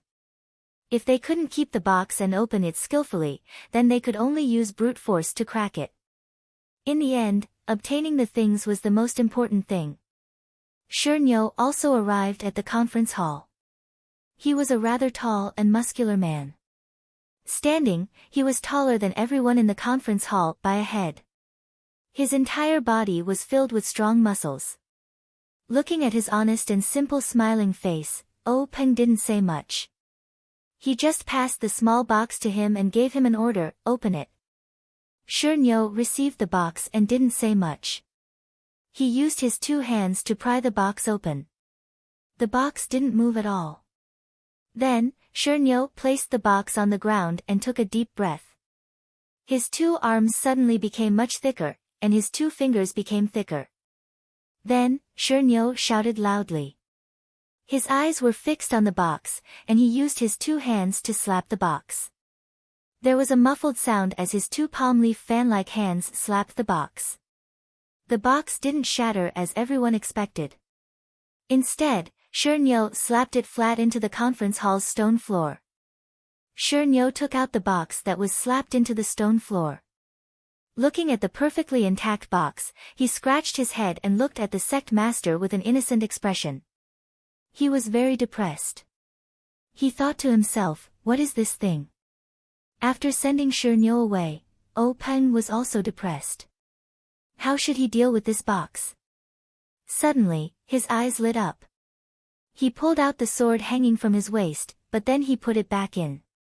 The eyes of the remaining people in the conference hall also lit up. They knew that the sect master had thought of a good way to open the box. Zhang Qingyue didn't wait for Oh Peng's orders. He said to Shi Yukuan, "Doesn't Hall Master Shi have a broken water? Why don't you give it a try?" Shi Yukuan glanced at Oh Peng. Seeing that the sect master didn't have any objections, he said, "Sect master and everyone, please wait a moment. I'll be back soon." Not long after, Shi Yukuan came back with a simple scabbard. He said to Oh Peng, "Sect master, let me try it first." Oh Peng nodded in agreement. Shi Yukuan pulled out the sword from the scabbard. This sword wasn't as shiny as other swords. Instead, it had a dark surface. Occasionally, light would reflect off the surface of the sword. It was a bit dazzling, like black lightning. Shi Yukuan raised the sword and tried to cut at the corner of the box. The box didn't react. Then, he took a deep breath and raised the broken water again. He slashed at the corner of the box with all his strength. However, there wasn't the cracking sound that everyone expected. There wasn't even any sound. It was as if the sword had cut through cotton. The box was still there, undamaged. Oh Peng glanced at Shi Yukuan, who was about to slash again, and said, "Give me the sword." O Peng took the sword from Shi Yukuan and placed the box on the ground in the small groove that the stone cow had created. Then, he circulated his qi in his dantian. The color on his face kept changing. It wasn't until the 6th time that he stopped. Old 4 and Old 6 looked at him with envious eyes. They thought to themselves, Sect Master Senior Brother's ethereal divine art is so profound. He's already cultivated it to the 6th level. O Peng raised his broken water and injected his Jin Qi into the blade. The entire blade was no longer as dark as it used to be. Under the infusion of the ethereal divine exercise, there were even some changes in color. Then, O Peng shouted and chopped towards the box. Chapter 21. The saber in O Peng's hand was like a bolt of black lightning, carrying the colors of the ethereal divine art as it shot towards the corner of the mysterious box. It was a pity that this bolt of lightning didn't come from the heavens. Broken water landed on the corner of the small box, and just like before, there was no sound. However, it was different this time. The box actually emitted a layer of light that no one could detect. It overflowed slightly, and the saber in O Peng's hand actually bounced back. That saber actually shot towards O Peng's face like before. The back of broken water was about to chop O Peng's face. Although it wasn't the tip of the saber, O Peng had no doubt that his head would be chopped in half if he was hit. O Peng was indeed worthy of being called one of the top experts in the pugilistic world. As the head of the Misty School, at this critical moment, he crossed his legs and immediately used the secret technique of the Misty School, ethereal steps. The 5-colored bolt of black lightning flashed past O Peng's forehead, and, broken water, shot into the stone pillar in the meeting hall. There was no loud sound, and, broken water, was deeply inserted, as if it was a piece of tofu. From the moment O Peng raised the saber to the moment it left his hand and entered the stone pillar, it happened in the blink of an eye. No one seemed to be able to react. Looking at broken water in the stone pillar, they all had the same thought, what a fast saber. Unfortunately, O Peng didn't think so at this time. He looked at the few strands of hair in front of him, which were cut off by broken water from his forehead. His body broke out in cold sweat. After roaming the pugilistic world for so many years, it wasn't that he hadn't encountered any thrilling situations, but there was no time as dangerous as this. Thank you to the founder of the Misty School, thank you to his master, thank you to the ethereal steps. Without them, he wouldn't be standing here now. When the rest of the people came to their senses and looked at their sect leader, O Peng's ashen face had recovered a little of its color. He looked at the box on the ground with lingering fear. It was an ordinary box that had fallen to pieces. He said to Zhang Qingyue, keep this small box and put it in the library later. Since we can't open it, let's leave it for fate. Then, he waved his hand and asked Zhang Qingyue to pick up the small box from the ground. It must be said that O Peng was indeed an ambitious and ruthless person in Jianghu. This person had a breadth of mind and stratagem that others could not compare to. If it were someone else, they might not have placed this box in the sect. They would have definitely kept it in a secret chamber and secretly pondered over the treasures inside to themselves. But as soon as he saw that things weren't going his way, he immediately let go and gave the opportunity to someone else in the gang. This kind of behavior immediately won everyone's praise. In fact, it was precisely this kind of demeanor or method that allowed him to stand out from his 6 fellow disciples, allowing him to be promoted to the position of gang leader by his master. He was also admired by his fellow disciples. In fact, everyone present knew very well that they had no way of opening the box. Perhaps the thousands of people in the gang did not have the ability to open it either. However, the gang leader's actions were very open and aboveboard. If he went back and thought about it carefully, there might be hope. Afterwards, O Peng and the others discussed the matter of the next gathering that Yanming Jusher had mentioned. Everyone agreed that with such great benefits, the next gathering would definitely not be as simple as the first one. They should wait for the boss and the second brother to return to the gang before discussing it together. Peng thought for a moment and agreed. Since the matter had been settled, Peng waved his hand and dismissed everyone, leaving only Wen Wenhai and Xue Qing behind. Everyone filed out. When they passed by the two, they looked at them with gratification and nodded at them. They knew that the gang leader had asked them to stay behind alone to prepare a reward for them. With such great gains this time, it seemed that the two juniors would also receive a good reward. Everyone left the meeting hall. Zhang Qingyue and Old Four went to the library together. The sword manual was naturally placed on the bookshelf. Zhang Qingyue was troubled as to where to place the small box. There was no doubt that the box was very precious, but if it was of little value, it might not be able to achieve the gang leader's goal. In the end, Old Four pointed to the square table next to the bookshelf and said, "Martial nephew, why don't you put it there first? We'll ask your master later." Zhang Qingyue felt that this was the only way for now. He casually placed the box on the table. In any case, there was a record of everything that went in and out of the library, so there was no need to worry about losing it. Even if he lost it, how many people in the world would be able to open it? Zhang Qingyue and Old Four left with peace of mind. The mysterious box settled down in the Misty School's library, quietly waiting for the fated person. In the assembly hall, Peng waited for everyone to leave before he opened his mouth. At this time, his face had already changed into his usual warm smile.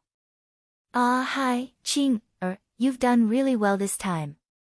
What reward do you want? Wen Wenhai stepped forward and said, "Master, there are still two things that I haven't reported. I'll tell you about them now." Peng nodded in agreement. Then, when Wenhai told Peng about what Yanming Jusher had said in the secret plane, the treasures obtained by the disciples who carried out the task should belong to them. After listening, Peng's expression did not change. He asked with a smile, "What treasures did you get?" When Wenhai and Xue Qing came forward and put the 3 herbs they got from the secret plane in front of Peng. "We didn't find any pills or weapons. Yanming Jusher let us each pick 3 herbs from the herb garden for ourselves." Peng said with a smile, "This Yanming Jusher is a wonderful person. He wanted to get more treasures and actually came up with this method to give a lot of benefits to our disciples. How can we object?" When Wenhai and Xue Qing were stunned when they heard this. They hurriedly asked, "Was there no such agreement?" "Then, this herb?" Peng said, "It doesn't matter. Since Yanming Jusher said so and gave the benefits to you, as a master, I can't help but do you a favor.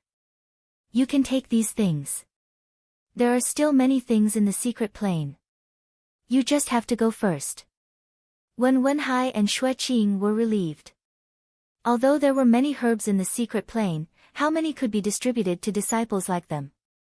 Moreover, they immediately understood the idea of Yanming Jusher. Although the treasures in the secret plane had been distributed in advance, if other treasures were to be obtained by the disciples by chance, with Yanming Jusher's martial arts and experience, he would have much more opportunities than the disciples of the various sections. Immediately, Peng said, "You take these herbs to the pharmacy hall and ask Hall Master Bai to refine more pills for you. It's better than taking these herbs alone. Otherwise, if there is a problem, wouldn't it be a waste of a good opportunity?" When Wenhai and Xue Qing nodded in agreement. Peng took pity on these 2 disciples and said, "You brought back such a big harvest to the sect this time. It's impossible not to reward you. What reward do you want?" When Wenhai and Xue Qing looked at each other. In fact, they had never thought that this task would be so dangerous and so fruitful. They just treated it as a very ordinary task and didn't think of any reward in advance. Not to mention them, this task was unexpected. Peng didn't expect it, so he couldn't think of a good reward for the time being. This was why he asked his disciples twice. Xue Qing said, "Master, we didn't think too much about it. It was all thanks to Master's strategy that we were able to complete this mission well. Moreover, we also gained a lot of benefits, so we don't need any rewards from the sect." Peng looked at his 2 disciples with gratification and said, "Very good. Let's do it this way. This reward will be recorded for the time being. When master or you have a good idea, it won't be too late to reward. When Wenhai and Xue Qing both agreed with a smile. Peng asked again, there's one more thing. Xue Qing went forward and knelt down and said, Master, it's like this. Then he told him about how he left the sex token to Zhang Kai's family. Peng said, you two did very well. Fighting with a sword in the Jianghu, you naturally have to get rid of violence and protect the good. For you to be so considerate of ordinary people, Master should praise you. Zhang Kai's family was able to stand out in a time of crisis. It's enough to show that they are virtuous. You don't have to worry about the token being used for other purposes. I agree with Qing Er's way of doing things. It's related to your childhood. How could Master punish you? Get up, Qing Er. Only then did Xue Qing get up. Then Peng said, hi, Qing Er, you two are tired. Go back and have a good rest. Prepare for the advancement test in a few days. If you have any problems with cultivation, ask Master in time. When Wenhai and Xue Qing bowed and left. When they walked to the door of the meeting hall, Peng suddenly called out to them and asked, Situ Ping of the Evil Tiger Gang also entered the secret plane. Did she also take 3 kinds of herbs like you two? When Wenhai and Xue Qing looked at each other and replied, yes, but we left first. I don't know how they dealt with it. Peng nodded and didn't say anything. His face was full of contemplation. Situ Ping of the Evil Tiger Gang wasn't in a good mood like when Wenhai and Xue Qing. She was sitting in the meeting hall of Wanjian Peak and looked at Wanjian Peak's sword master Wan Qingjiu with an expression of disbelief. She asked again unwillingly, is there really no such agreement? Wanjian Peak's Wan Qingjiu was a short and strong man with a dark face. He said with a fake smile, Leader Situ, do I have to lie to you about this kind of thing?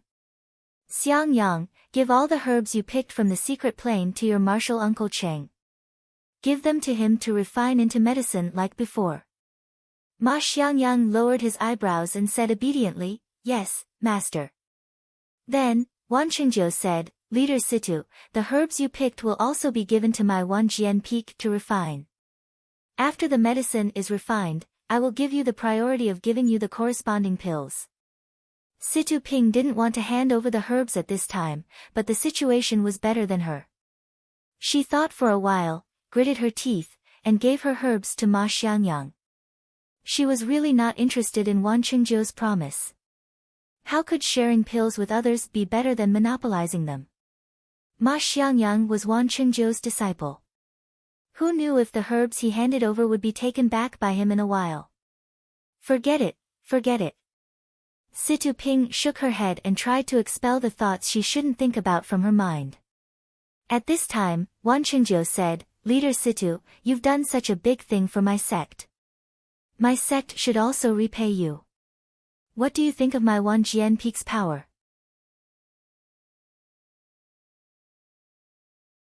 Chapter 22.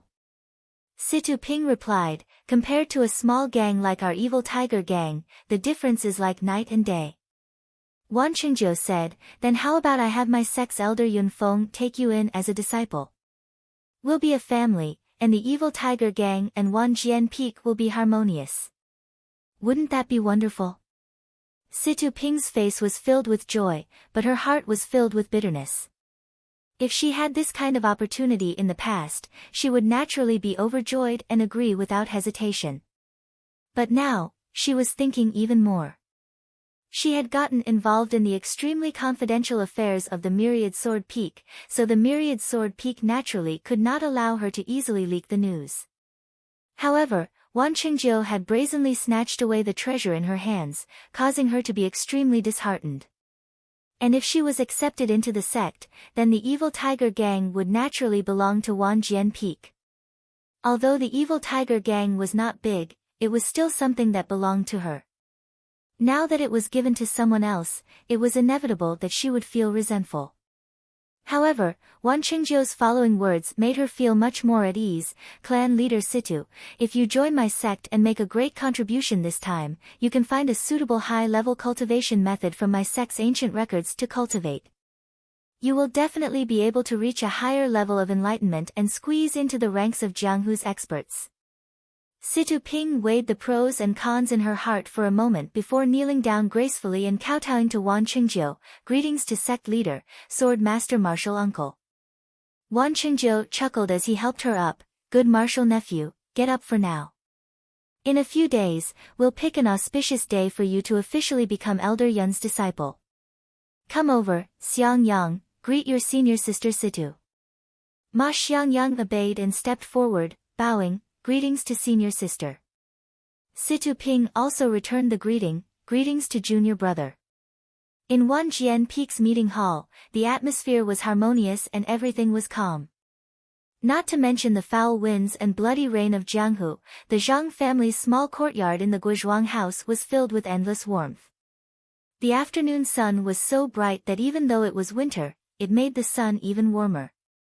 In the small courtyard of the Zhang clan, Zhang Kai led the group to bask in the sun. The slack days in winter were the favorite days of farmers. They didn't have to get up early to work. The women around the stove could also chat with their men. Looking at the lazy look of the family, Guo Sufei was extremely satisfied, especially when there was Lu Qian, who was doing needlework beside her. Lu Qian came to the Zhang family a few days ago. Guo Sufei didn't expect Lu Qian to come so soon. She thought that she would wait until the spring plowing season was over. Yesterday afternoon, when Lu Qian came, Guo Sufei was busy preparing food for the injured people in the house. Once Lu Qian entered the house, she greeted Butcher Lu and helped Guo Sufei. She left Butcher Lu, who had sent her here, to talk to Zhang Kai. This made Guo Sufei feel a lot more relaxed. Many of the household chores became orderly. Lu Qian also brought pork belly for Zhang Xiaohua and a lot of snacks for her grandmother. Both of them were full of smiles. Although her grandmother couldn't see, she held Lu Qian's hand and praised her. Lu Qian's face turned red. Lu Yeye didn't come. Butcher Lu awkwardly explained that he was busy at home, and since Lu Qian came, Lu Qian needed someone to take care of her. Of course, Zhang Kai and Guo Sufei didn't mind. They comforted Butcher Lu and said, the family is busy, and we can't do without anyone. The child has her own things to do. It's good that you're considerate. Only then did Butcher Lu's awkwardness disappear. However, Butcher Lu's awkwardness stopped at lunch. When Zhang Xiaohua came back from getting wine, Butcher Lu pulled Zhang Kai to drink and put the matter at the back of his mind. When Butcher Lu left after eating and drinking, he kept reminding Lu Qian and asking Guo Sufei's family to take care of Lu Qian. Guo Sufei thought, do I need you to tell me that? If we don't take good care of her, how can we let her stay? After Lu Qian came, not only did Guo Sufei feel relaxed and not in a hurry, the other family members also felt the changes in the house. Not to mention the small changes in the house and courtyard, not to mention the different cooking methods in the morning and evening, which increased their appetite. Just the addition of such a beautiful girl to the big family was enough to make them happy. Although a day didn't mean much, this beginning let the Zhang family smell the sweet taste of life. The Misty School's secret medicine was indeed effective. In just a few days, Zhang Xiaohu's bones and internal organs still hurt a little. His external injuries had basically scabbed. Zhang Kai still needed crutches, but his external injuries were the same as little tigers. Needless to say, Zhang Xiaohua was already running around energetically. Every day, she would hold a wooden stick and dance around. She seemed to be practicing martial arts, but looking at her unorganized appearance, it was just wild fox Zen. The most miserable Zhang Xiaolong was now the happiest. His internal and external injuries were more serious than the others. At this moment, there was only a little improvement. Needless to say, his arm was fixed for only a few days. There was still a long time before the next change of dressing. What made Zhang Xiaohu and Zhang Xiaohua envious was that every time Zhang Xiaolong had something to do, such as eating, Lu Qian would feed him. Although Guo Sufei and Zhang Xiaohua used to feed him, since Lu Qian came, the two of them stood aside. The first time Zhang Xiaolong and Lu Qian fed him, Zhang Xiaolong and Lu Qian both blushed and were very unnatural. When they finished eating, the food was cold. However, Lu Qian quickly got into the role and was generous. Zhang Xiaolong looked at Lu Qian's appearance. She probably served his father and brother at home. Since the girl was so generous, he didn't need to be too reserved, so the two quickly became familiar with each other. Farmers had their own simplicity and masculinity. Although Zhang Xiaolong didn't read many books, didn't know many words, and his appearance was ordinary, his inherent temperament and steady behavior deeply attracted Lu Qian. Lu Qian admired him. She deeply felt that this Zhang Xiaolong was a piece of unpolished jade. He was born in this poor family and was unpolished. It was really God's will for her to meet such a person. Zhang Xiaolong was even more so. The beautiful and pleasant Lu Qian not only had the simplicity and practicality of a farmer, but also the knowledge and propriety of a pretty girl from a humble family. Zhang Xiaolong adored her from the way she handled the household chores to the way she conducted herself with elegance. He had never thought that such an excellent girl would appear in the countryside where he had lived for so many years. At this moment, he felt that he was living in heaven. He couldn't wait to recover from his injury for 1,000 years and watch the girl who had been engraved in his heart grow old with him. In short, Zhang Xiaolong and Lu Qian were a couple in love. They were attracted together like magnets. Zhang Kai and Guo Sufei saw it in their eyes and thought about it in their hearts. Although his son had the physique, Lu Qian was from a scholarly family after all. Her vision was naturally different from that of ordinary farmers. His son was illiterate, so how could he compare with the thousands of books in Lu Qian's heart? Moreover, although Mr. Lu's family lived in the countryside, his family was also well off. According to Zhang Xiaohua's description, the life of his family was far from what their family could compare. Even if the girl was willing, her father and brother at home wouldn't agree to it. This was really difficult. How could they probe the girl's mind? As a matter of fact, although the afternoon sun made people sleepy, Guo Sufei muttered in her heart while doing needlework. How could she beat around the bush to find out the girl's mind without leaving any traces? At this moment, Grandma said, "Sufei, I remember that Xiaolong is 19 years old this year, right?" Guo Sufei replied, "Yes, mother. After the new year, he will be 20 years old." Grandma asked again, "Some time ago, I heard that you were looking for a wife for Xiaolong. Why haven't there been any news recently?" When Guo Sufei heard this, her heart was happy. She was just about to doze off when someone sent her a pillow. Her own mother's eyes were really blind, but her heart was very clear. She quickly continued, "It's like this, mother. Before the new year, Zhang Kai and I had this idea. We searched through all the girls in the neighboring villages. In the end, we were willing, but they weren't willing. They were willing, but we didn't think they were suitable. Before we could find a suitable one for Xiaolong, this happened during the new year. We were no longer in the mood. When the weather is hot and Xiaolong's injury is healed, we will look for a good wife that can satisfy our family." After saying this, she didn't look at Zhang Xiaolong's sad eyes. She pretended not to care and said, "While Qian, this female scholar, is still in our family, help us take a look and check." What kind of person was Lu Qian? Lu Qian's exquisite heart acupoint had already heard Guo Sufei's words. Her face turned red, but she didn't know how to respond. She lowered her head and didn't say anything. Grandma didn't intend to let it go and said, "Then you have to hurry up and look for a wife based on Qian's appearance." These few days, Qian took care of Xiaolong and even this old woman benefited from it. This child has a good heart and is careful. It's just that I can't see it. Sufei, if you find me a wife who is not as good as Qian, I won't be willing. Sigh, these words were too blunt. Lu Qian's face was hot. She couldn't help but get up and ran into the house. On the other side, Zhang Xiaolong was anxious. His face was red as he said, "Grandma, mother, look at what you are saying, you made her run away." His eyes looked into the house and showed his worry. If it wasn't for his injuries, he would have chased after them. Only Zhang Xiaohua was sitting on her small stool. She looked at her grandmother who couldn't see. The older the ginger, the spicier it was. A few days ago, she had just told her grandmother about the matter between her elder brother and elder sister Lu Qian. Now, her grandmother cleverly said it. It seemed that this sister-in-law had a chance. In fact, Guo Sufei was also very strange at this time.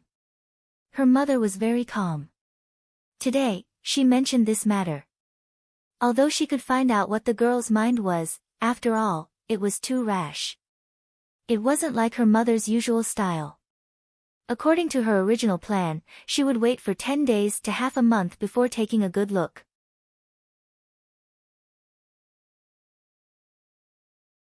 Chapter 23. Lu Qian hid in the small house with a red face. There was a trace of sweetness and a trace of anger in her heart. The sweetness was that her thoughts were guessed by others. Presumably, her sweetheart also knew. The anger was that she had only been at home for a few days. To speak like this, they were looking down on her too much. Although Lu Qian's face was burning and her heart was a trace of anger, she was also a little confused. After these few days of contact, her grandmother was a very reasonable person. How could she embarrass her in front of her face like this? However, that was not necessarily the case. The elderly were old and it was inevitable that her heart was confused. She could understand, but how could she go out and meet them now? The people outside were also the same. Looking at the smiling grandmother, Zhang Xiaolong was very speechless. There was no other way. It was not suitable for him to go in at this time. Guo Sufei thought about it and pinched Zhang Xiaohua's ear and said, "It's all because of you. Go and call Lu Qian out." Zhang Xiaohua rubbed her ear and scratched her head. She muttered, "What does it have to do with me?" Guo Sufei smiled and pushed her and said, "If you didn't tell your grandmother about your brother and Lu Qian, how would your grandmother know?"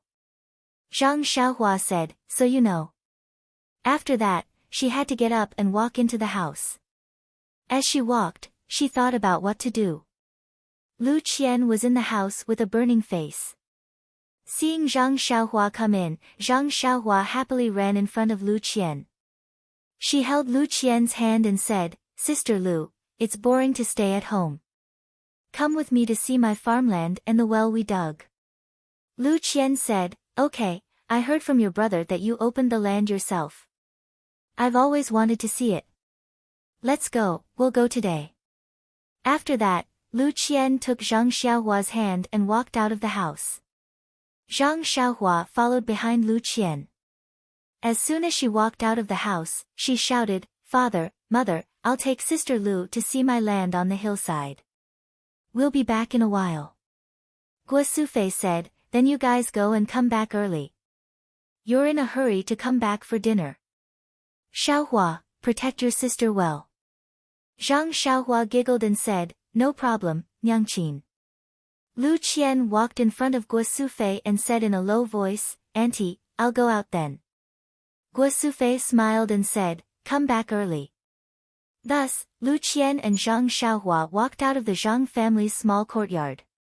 Walking on the path of the Guozhuang house, from time to time, there were familiar villagers who came to greet them. The village was not big. If there was a small matter in any family, they would immediately know. Moreover, the Zhang family, which had always been low-key, suddenly had a beautiful girl. The neighbor who went to Balagu with Zhang Xiaohua had already been told by Zhang Kai not to say anything about Lu Qian. They only said that the children of their relatives came to stay for a period of time to take care of the sick and injured family. Of course, Zhang Kai was sick. Xiaolong and Xiaohu were naughty and injured. Although they were past the naughty season, it was common for people in the mountains to be injured. Everyone did not suspect anything else. It was no wonder that Zhang Kai was so careful. The lesson in the neighboring village was an example.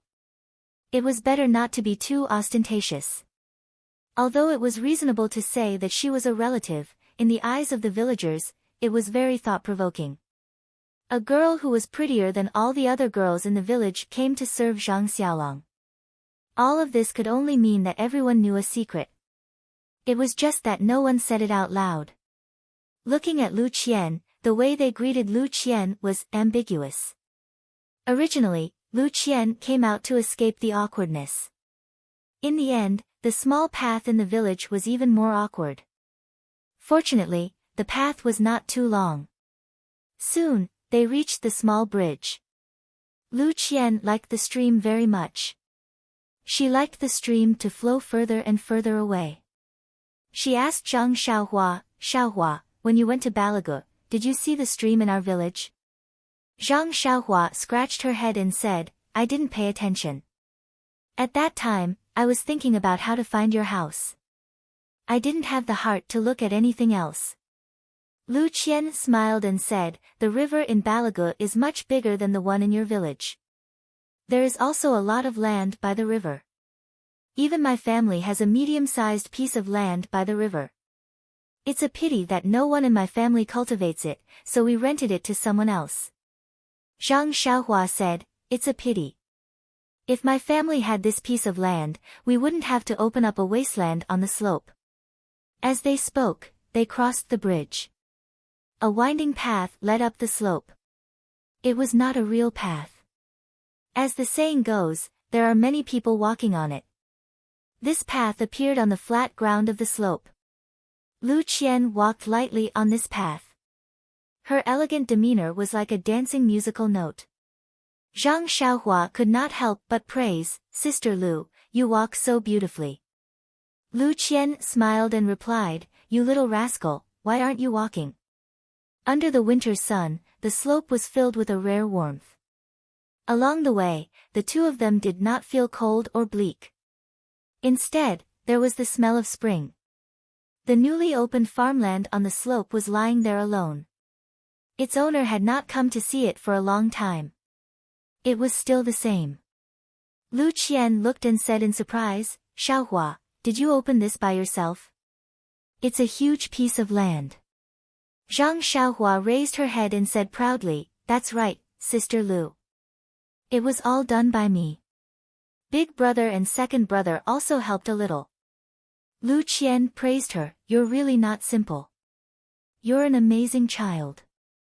Then, she naturally saw the huge stone that looked like a bed under the tree. She asked in surprise, this kind of stone is rare. It's so neat. It's actually so big. It's also rare to see it in the mountains where we come from.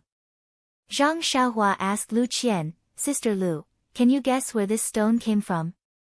Lu Qian smiled and said, how can I guess? Could it be that you dug it out when you were reclaiming the land? Could it be that you even carried it from the river? Lu Qian walked to the big stone and sat down. Holding the stone with her hand, she realized that the stone was not like what she had imagined. It was still somewhat warm.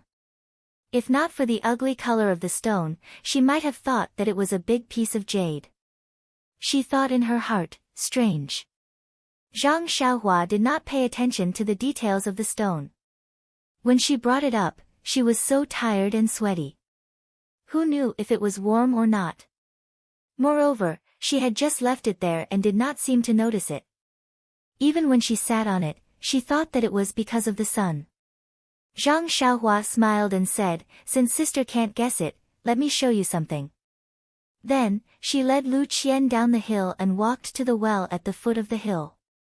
Lu Qian looked at the huge well and could not help but laugh. It seemed that the stone was dug out from here. She had never seen a well with such a big hole. Zhang Xiaohua said, Sister, that stone was dug out from this well. At that time, it took a lot of effort and the well was almost not dug out.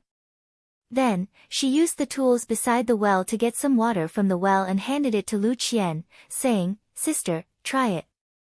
The water is really good. It's sweeter than the water in the river.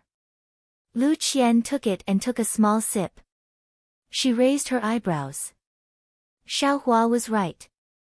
The water was really sweet. It was much better than the spring water she used to get from the hill. If she used it to make tea, her father would definitely like it. Thinking of this, she laughed in her heart. If her father knew, he would definitely stay in the Zhang family and not leave. Every day, he would get fresh spring water to make tea. At the very least, he would bring a few buckets home. Lu Qian asked again, "Is the spring water here so good?" Zhang Xiaohua shook her head and said, "No, the spring water on the hill is not so sweet." Lu Qian said, "Is it because of the well at the bottom of the hill?" Zhang Xiaohua shook her head again and said, "The village next door also dug a well on the south slope.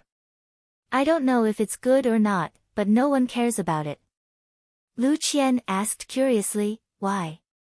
Zhang Xiaohua told her what happened at Mr. Wu's house in the neighboring village. Lu Qian listened with a sad expression.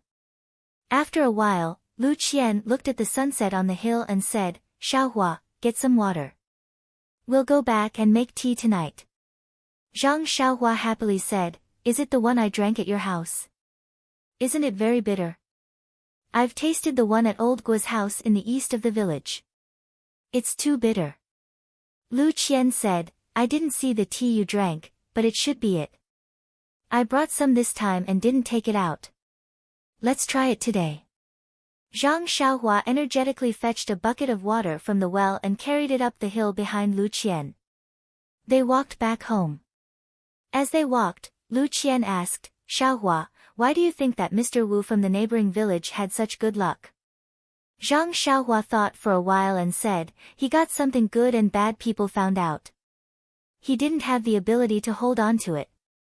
Lu Qian seriously said to Zhang Xiaohua, "Yes, Xiaohua. You have to remember, an ordinary man is innocent, but treasuring a jade ring is a crime." Zhang Xiaohua didn't understand and said, "Sister, what does this mean?" Lu Qian said, "The meaning of this sentence is that if a person is living a good life and has beautiful jade or good things in his possession, he will attract disaster." Xiaohua, you're still young and maybe you don't understand. In fact, the most unpredictable thing in the world is human nature. It's hard to guarantee that someone won't covet your jade. Mr. Wu's mistake is that although he dug out the treasure, if other people found out, those covetous people would come to snatch it. If no one saw when he dug it out, others wouldn't know that he had a treasure and naturally wouldn't come to snatch it. Then, Lu Qian jokingly said, "In the future, if Xiaohua has any rare treasures, you have to keep it a secret. Don't let others know. Only in this way can it be your own treasure." Zhang Xiaohua smiled and said, "I will, sister. In the future, if I have a treasure, I won't tell anyone but you, okay?" Lu Qian said, "No, you tell me a secret and you think it's okay if I'm the only one who knows. But I might inadvertently tell another person. I also think it's okay to tell one person, and if another person also thinks so, don't you think that many people will know?" Zhang Xiaohua nodded and said, "Yes, sister, you're right. People will know if it's passed on."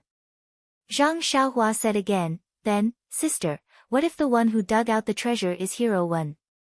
Will it be okay?" Lu Qian said, "Then the situation will be different." Zhang Xiaohua asked curiously, "What's the difference?"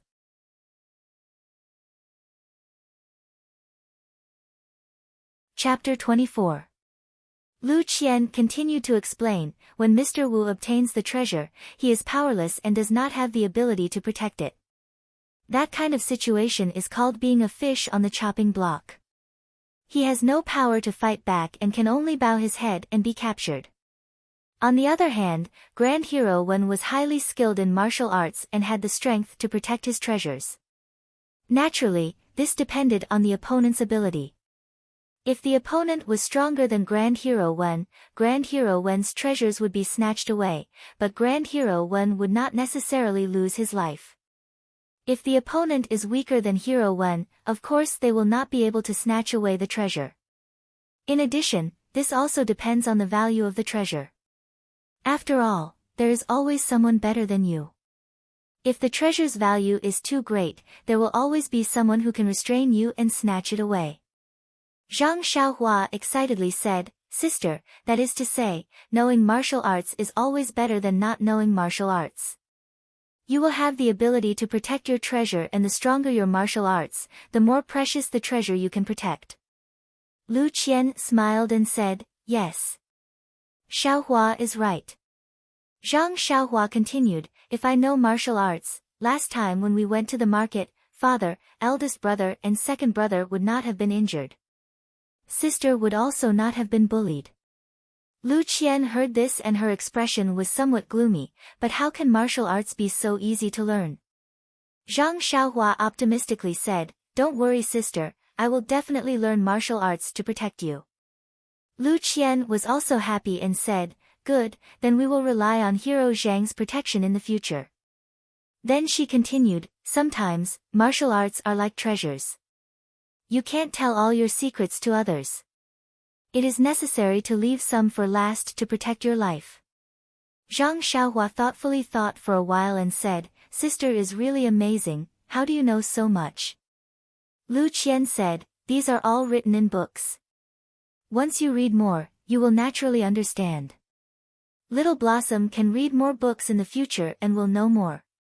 Moreover, what is the use of knowing more? In the face of absolute power, everything is just paper. Perhaps Lu Qian didn't care. She told Zhang Xiaohua what she had read in the book and what she had seen during this period. Zhang Xiaohua didn't care. She just listened. However, these views deeply affected Zhang Xiaohua in the future. While they were talking, the two of them had already arrived at the door of the Zhang family's small courtyard. At this time, the sun had already set, and the last trace of afterglow struggled to be swallowed up by the darkness.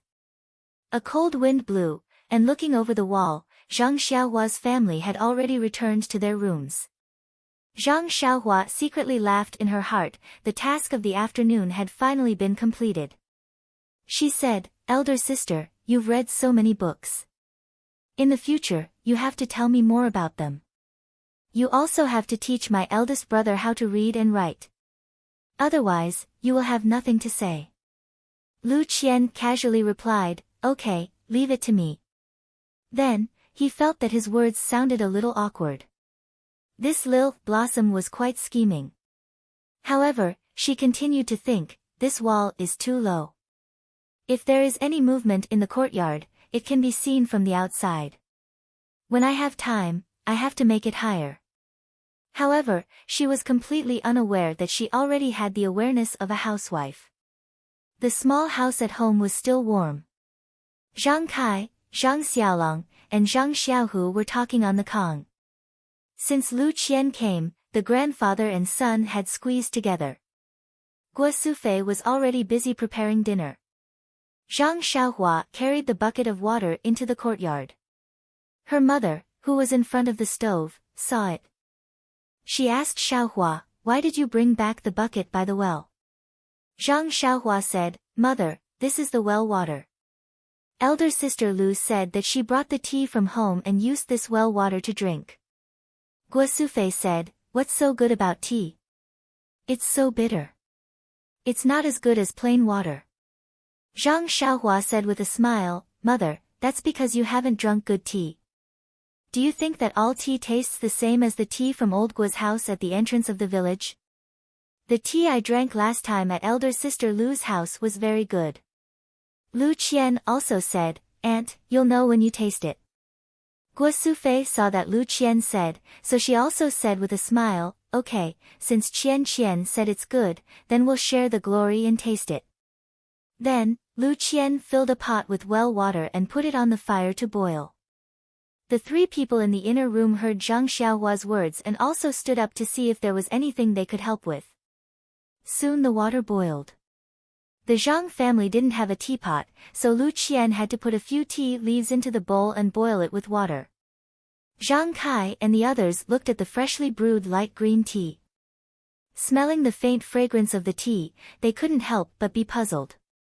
Is this still tea? Why is it so fragrant? Everyone endured the heat and tasted the tea. In a few mouthfuls, they finished a bowl of tea and wanted to drink more.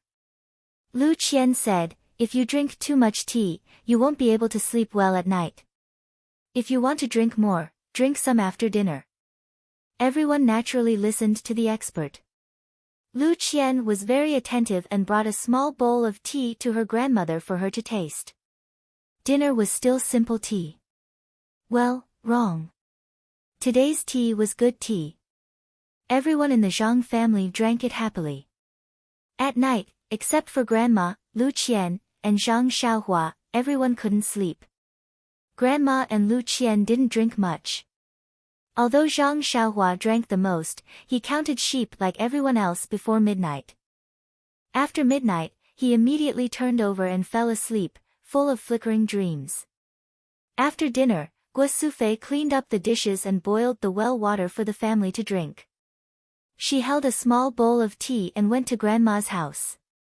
As soon as she entered the house, Grandma heard her and asked, "Sufei?" She replied, "Yes, Mother. I'll bring you a bowl of tea that Lu Qian brought." Grandma said, "Didn't you drink it before dinner?" Qian said that you can't drink too much at night. Guo Sufei said, "I know, Mother. I came here for something else." Grandma was puzzled. "What's the matter? Why are you being so mysterious?" Guo Sufei said, "Mother, what do you think of Lu Qian? Why did you say it so directly in front of her this afternoon?" Grandma said, "Sigh, Sufei, I just think that Lu Qian is too good. She's good at doing housework and is well educated. I heard from Xiaohua that she's also very good-looking and has good family conditions. Our family's Xiaolong doesn't deserve her." Guo Sufei sighed, "Yes, Mother. I think so too. However, I feel that she is very satisfied with Xiaolong. It's just that I haven't found a chance to ask in detail. You said this in the afternoon and I don't know how to ask again." Grandma said, Qian is one thing.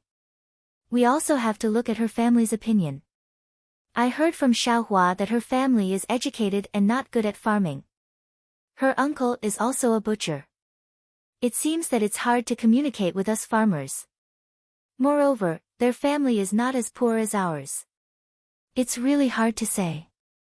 Guo Sufei said quietly, "I just feel that it's hard to talk to her family. That's why I want Qian and Xiaolong to be together more. After a long time, when they have feelings for each other, it may be good for us." Grandma was silent for a while. She sighed deeply and said, "Sufei, it's not that I don't know what you mean. However, I feel that my body is getting worse and worse. Many times at night, I've dreamed that your father came to find me and asked me to go down to accompany him. I feel that I don't have much time left. That's why I said this in the afternoon. I really want to see my grandson get married and even see us 4 generations live under the same roof." Before her voice fell, Guo Sufei's tears flowed out. She was a little choked with sobs. Wiping her tears, she said, "Mother, don't think too much. I reckon that you were just thinking of father, so you had the dream. There's nothing wrong with your body, so you'll definitely be able to see your great-grandson." Grandma stroked Guo Sufei's hair and said kindly, "Sufei, I know my own body. I've lived for so long and I've watched you grow up. I've watched you get married and have children. I've also watched Xiaolong, Xiaohu, and Xiaohua grow up. I'm already very satisfied. What I said in the afternoon was also on a whim. She's only been here for a few days and it's indeed inappropriate to mention this matter. If you guys treat her well, who knows, she might get together with our Xiaolong. That would be Xiaolong's fortune and our family's fortune." Guo Sufei said a few more words to Grandma before she got up and went out. She picked up the cold tea and tried it with her mouth. It was no longer drinkable. She had no choice but to splash it in the courtyard. She turned back to look at her mother's shadow in the dark room. Her heart was filled with bitterness and tears flowed down her cheeks again. She was very clear in her heart that ever since she had children, her entire body and mind had been placed on Zhang Kai and the other children. She rarely cared about or thought about her own mother. She always felt that she was under her mother's big tree and that she could rely on her mother. Now that she heard her mother's words, she realized that she had neglected too much and given too little to her mother. Everything was precious only when it was lost. Often, the ordinary things by one's side should be treasured even more. Now, whether it was regret or disappointment, she always felt empty in her heart. Some things were breaking and she couldn't grasp them with her hands. Guo Sufei walked into the central room absent-mindedly. Lu Qian was doing needlework under the light. She looked up and saw that Guo Sufei's expression was strange. She quickly got up and took the empty bowl in her hand. She asked, "Aunt, what's the matter?" Guo Sufei forced a smile and said, "It's nothing. I'm a little tired." Then, she went to Zhang Kai's hut to take a look. Lu Qian saw that she didn't say anything, so she sat down again. She worked while looking at Guo Sufei. Several men in the hut were drinking tea while doing farm work. There was also a man lying down to recuperate. Guo Sufei didn't say much. She just said, "When you're done, go to bed early. Xiaohua, take care of your grandmother at night." Everyone responded, "Okay." They didn't look up. Guo Sufei didn't care. She lowered her head and went straight back to her hut. She didn't do needlework in the central room. Lu Qian was even more surprised. She didn't know what happened over there. Since Guo Sufei didn't say anything, she couldn't force her to ask. When it was late at night, everyone cleaned up and went to bed. Lu Qian returned to her hut. The light in the hut was still on. Guo Sufei had already fallen asleep. Lu Qian blew out the oil lamp and lay down.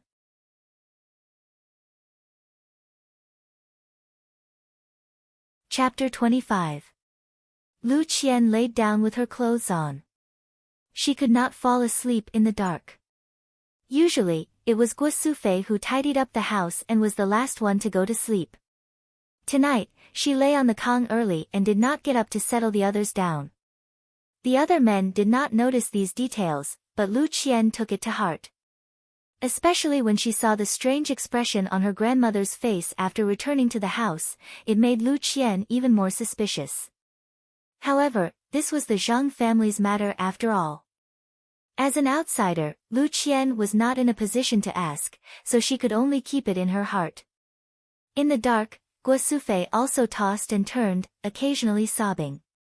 After a long time, Guo Sufei's mood calmed down. She asked softly, "Qianqian, you haven't slept yet, right?" Lu Qian said carefully, "I haven't fallen asleep yet, auntie." Guo Sufei sighed and said apologetically, "Alas, there are some things that make my heart uncomfortable. I've made a fool of myself." Lu Qian smiled apologetically and said, "Auntie, who doesn't encounter troublesome things? It's nothing." There was another moment of silence. Guo Sufei continued to say, "Qianqian, when did your mother leave you?" Lu Qian thought for a while and said, "I heard from my father that when I was 4 years old, she contracted a very serious disease. She had sought treatment several times, but it did not work. When my mother left, I did not have any impression." Guo Sufei said, "It may be a kind of happiness to not have any impression. You don't have to miss her all the time." Lu Qian said, "Yes, auntie's words are very reasonable. My impression of my mother was told to me by my father. I heard from my father that my mother's family was very rich. At that time, my father's family was not well, but my mother was moved by my father's knowledge. My grandfather and grandmother were against it and firmly disagreed. In order to be with my father, my mother resolutely left home and cut off contact with my parents. Alas, my grandfather was also heartless. Until now, I still don't know where they are and have never come to see us. Father is very knowledgeable, but he doesn't like government affairs and disdains the intrigue of the officialdom.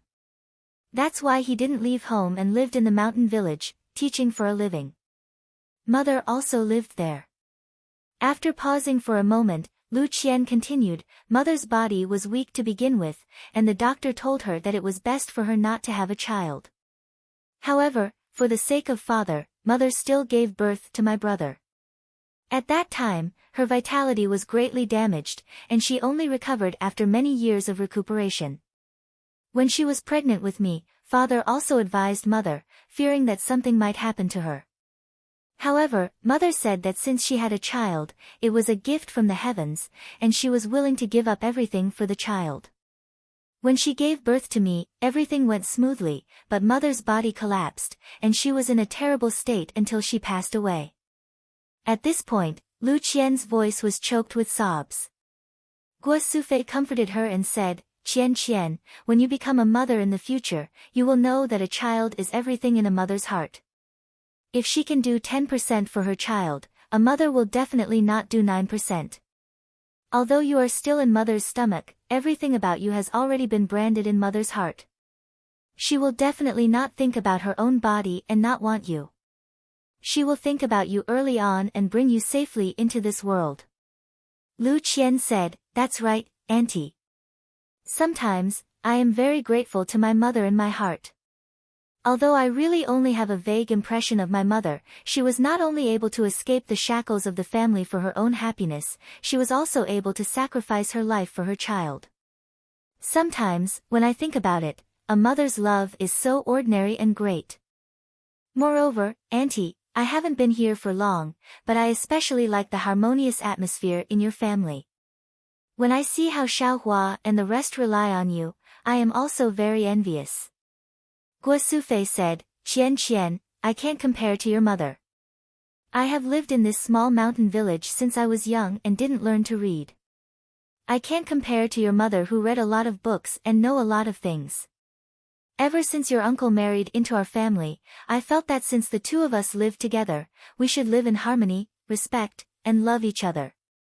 Otherwise, what fun would there be in life? Later on, there were the three brothers, Xiaolong, Xiaohu, and Xiaohua. You don't know how it felt to watch them grow up bit by bit. My heart was filled with pride and achievement. Your uncle and I are not literate and have little experience. Our children also suffered with us and can't be taught well. We can't compare to you siblings. Lu Qian said, Auntie, you're wrong. Although we siblings have read more books than Xiaolong and the rest, we also know more words and have more experience. But Auntie, when Ye and I were bullied in town, there were many scholars present. Who would stand up for us? It was Xiaolong and the rest who didn't read much, but they knew the justice of heaven and earth. They stood up without fear of power and fists. This kind of good is the real good. The more books they read, the less hot-blooded and more considerate.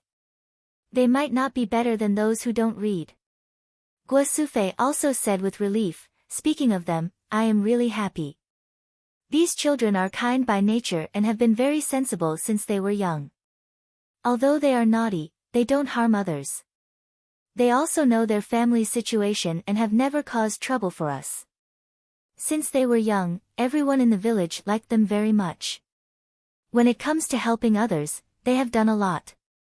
I, as their mother, am very proud of them.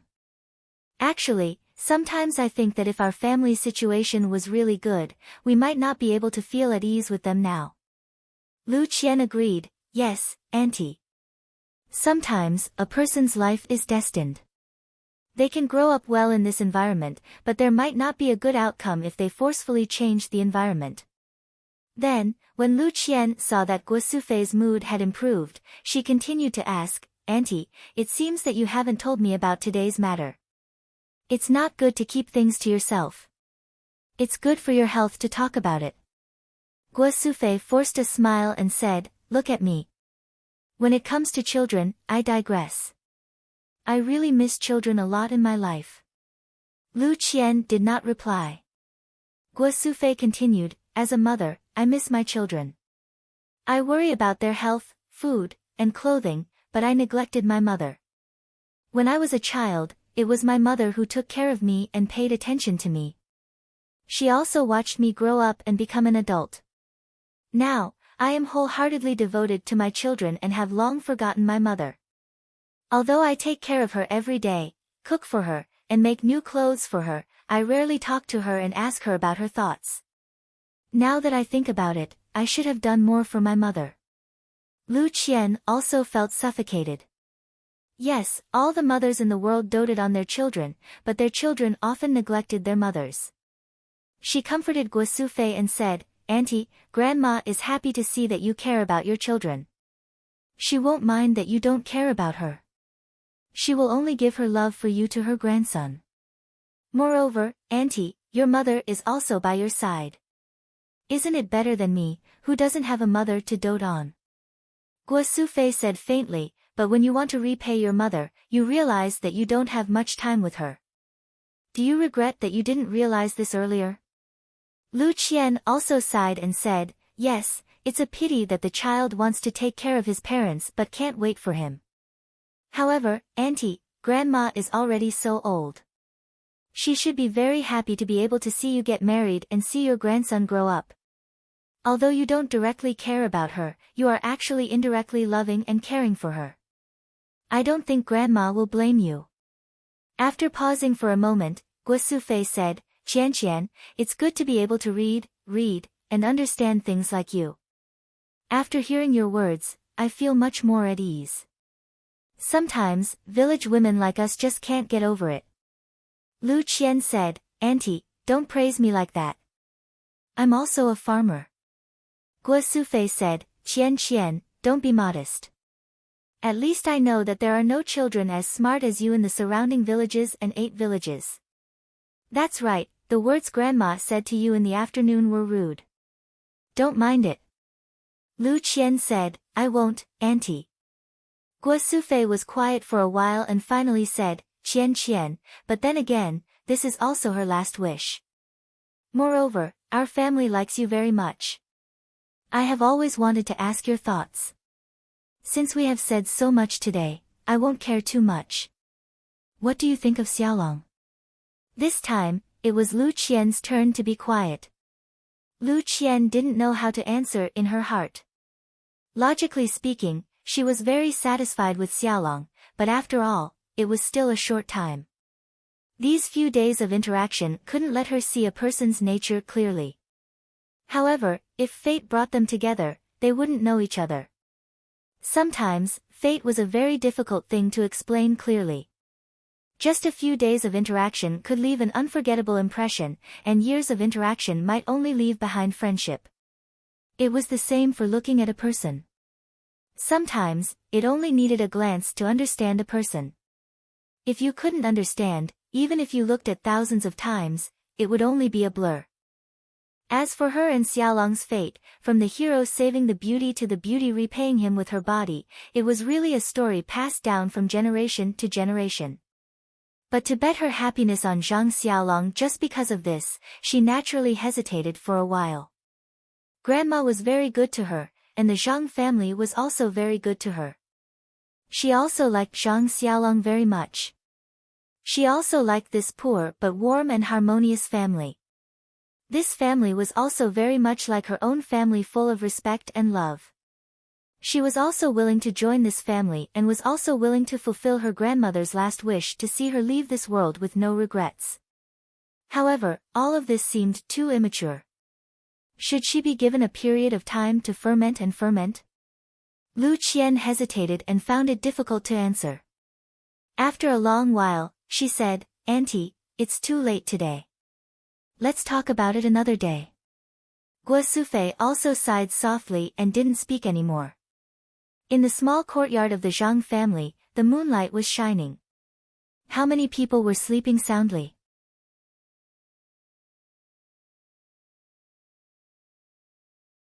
Chapter 26. Under the same night sky, no one was sleeping in the meeting hall of the Misty Mountain Villa. In the meeting hall at night, countless butter candles as thick as a boy's arm were lit. The whole meeting hall was as bright as day. Compared to the hustle and bustle during the day, there were only 6 people in the meeting hall. Yes, there were 6 of them. They were the famous Misty 6 Tigers in Jianghu. Oh Peng was still sitting in the chair of the faction leader.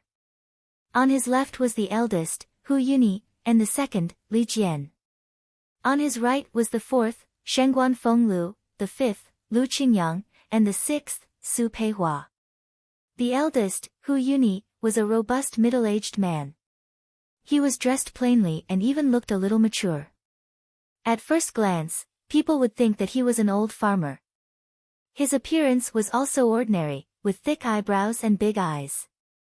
He was summoned back by the faction's emergency signal, but he didn't seem to be in a hurry to ask questions.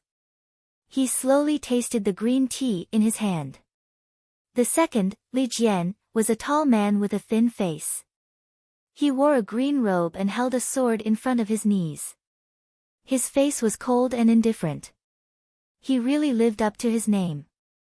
At this time, Li Jian also lowered his head and squinted his eyes. No one knew what he was thinking. Opposite him, Lu Laowu was a short and fat man. He was dressed even more crudely, even revealing the black hair on his chest. There were 2 xianhua axes at his feet. On the table beside him was not tea, but a small wine pot. This guy's style really didn't match his name. At this time, he didn't pick up the small wine pot to take a sip. From time to time, he would look at Peng, the eldest, and the second. Finally, he focused on Shengguan Fenglu and Shengguan Fenglu, who were whispering to each other. Shengguan Fenglu and Shengguan Fenglu obviously knew why they came to discuss things at night. Their faces were full of excitement as they whispered to each other.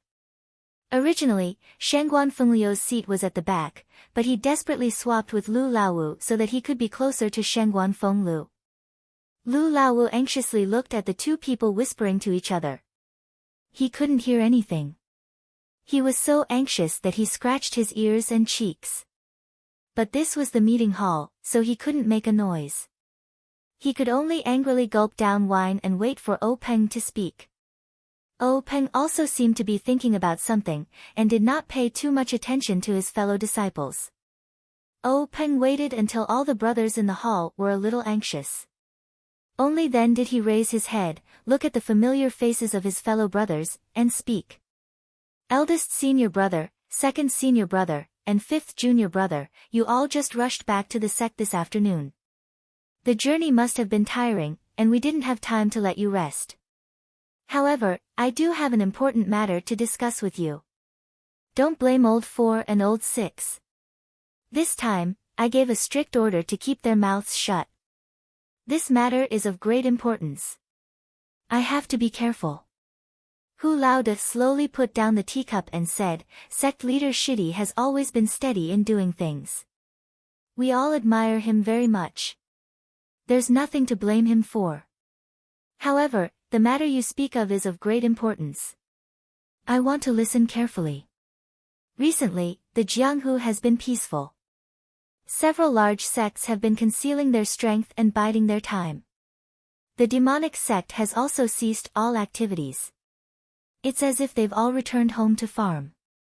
This is an opportunity for our Misty School to increase our power. Could it be that Shidi has a good idea? Li Laowu disagreed and coldly said, in the Jianghu, strength speaks. Without good martial arts, any strategy is useless. I think it's better not to use any schemes and tricks. It's better to practice more swordsmanship. Hu Laoda knew that this second junior brother was cold on the outside but warm on the inside. He didn't consider other people's thoughts when he spoke. His words were not directed at him, and what he said made sense. He naturally ignored it. Lu Laowu echoed and raised his axe, saying, Third brother, which bastard is looking for trouble? I'll go chop him up. Shengguan Laowu and Su Laowu smiled and looked at them, but didn't speak. Peng didn't know whether to laugh or cry. He waved his hand at Lu Laowu and said, Laowu, sit down. Don't be impatient. It's not as bad as you say. Then he said to Hu Laoda and Li Laowu, eldest senior brother, second senior brother, this time it's not a matter of fighting over territory with any sect. There's no need to use any schemes. He deliberately paused and said, this time I called all of you here because there's a good thing. The 3 of them couldn't help but be confused. They all frowned. Lu Laowu said, Third brother, what good thing has fallen on our heads? Li Laowu said, could it be that a pie has fallen from the sky? Hu Laoda didn't say anything. He thought for a moment and said, Laowu, could it be the old beggar you mentioned last time? Oh Peng smiled and nodded. Lu Laowu laughed, his grandmother, that old beggar really didn't lie. I threw this matter to the back of my mind. It's already been a year. Who still remembers? Li Laowu said with a straight face, when did you go out? You seem to have been in the sect this year. How come I didn't know you went out? Oh Peng said, I didn't go myself. Lu Laowu interrupted at this time. He pointed at Shangguan Laowu and Su Laowu and said, I was wondering why these two people were whispering the moment they came in. So it was you guys who went. Why didn't you say anything in advance? Su Laowu quickly said, Fifth brother, you're mistaken. We just found out a few days ago. The three of them became more and more confused. Oh Peng quickly explained, Laowu and Laowu really didn't go.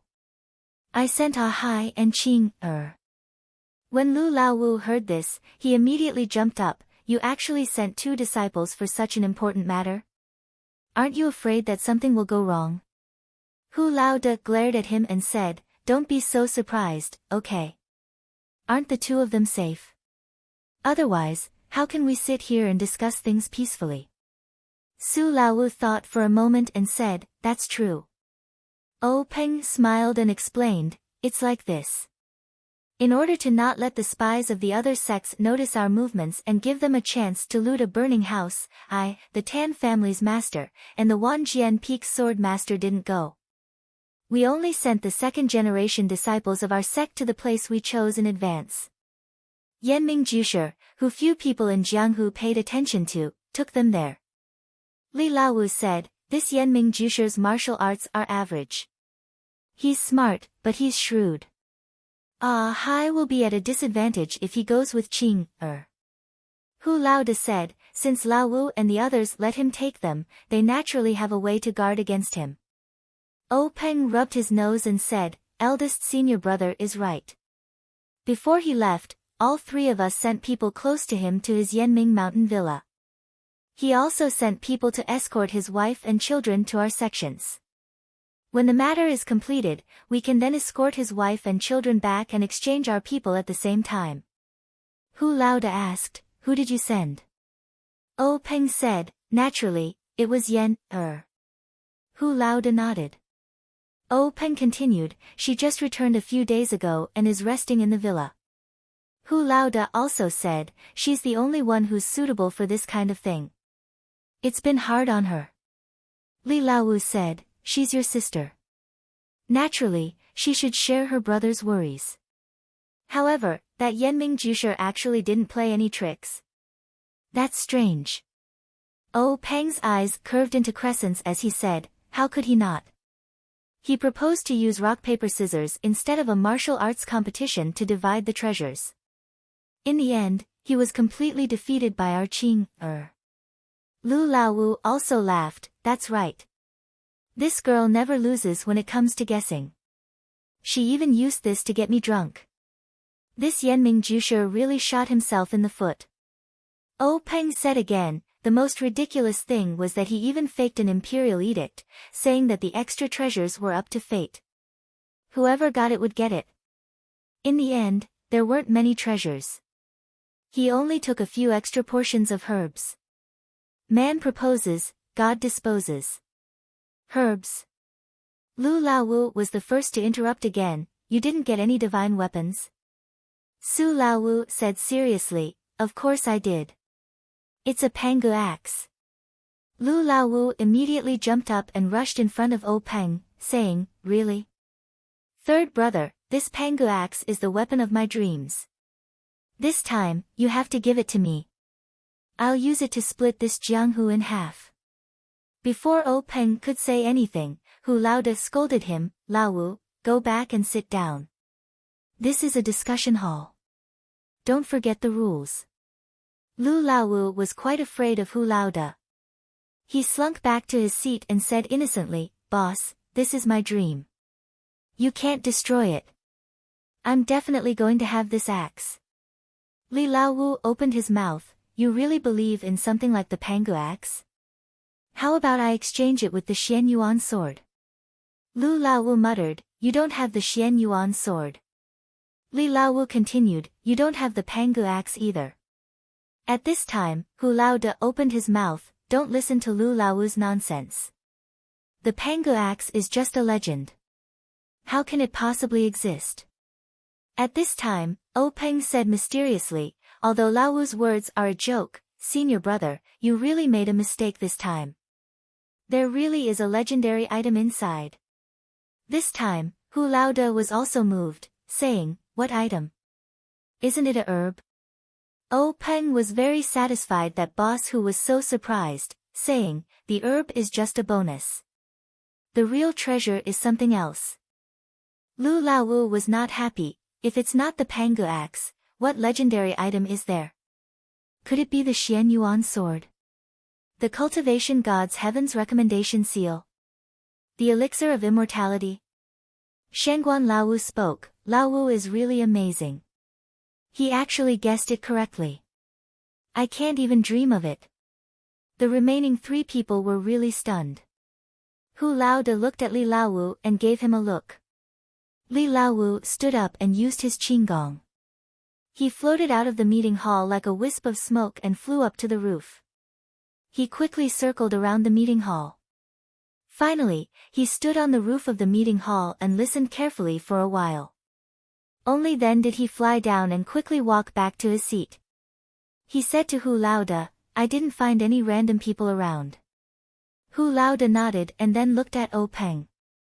Lu Laowu was still in a daze, as if he didn't understand what the two were doing. Hu Laoda said to O Peng, Laowu, tell us in detail about the treasure inside.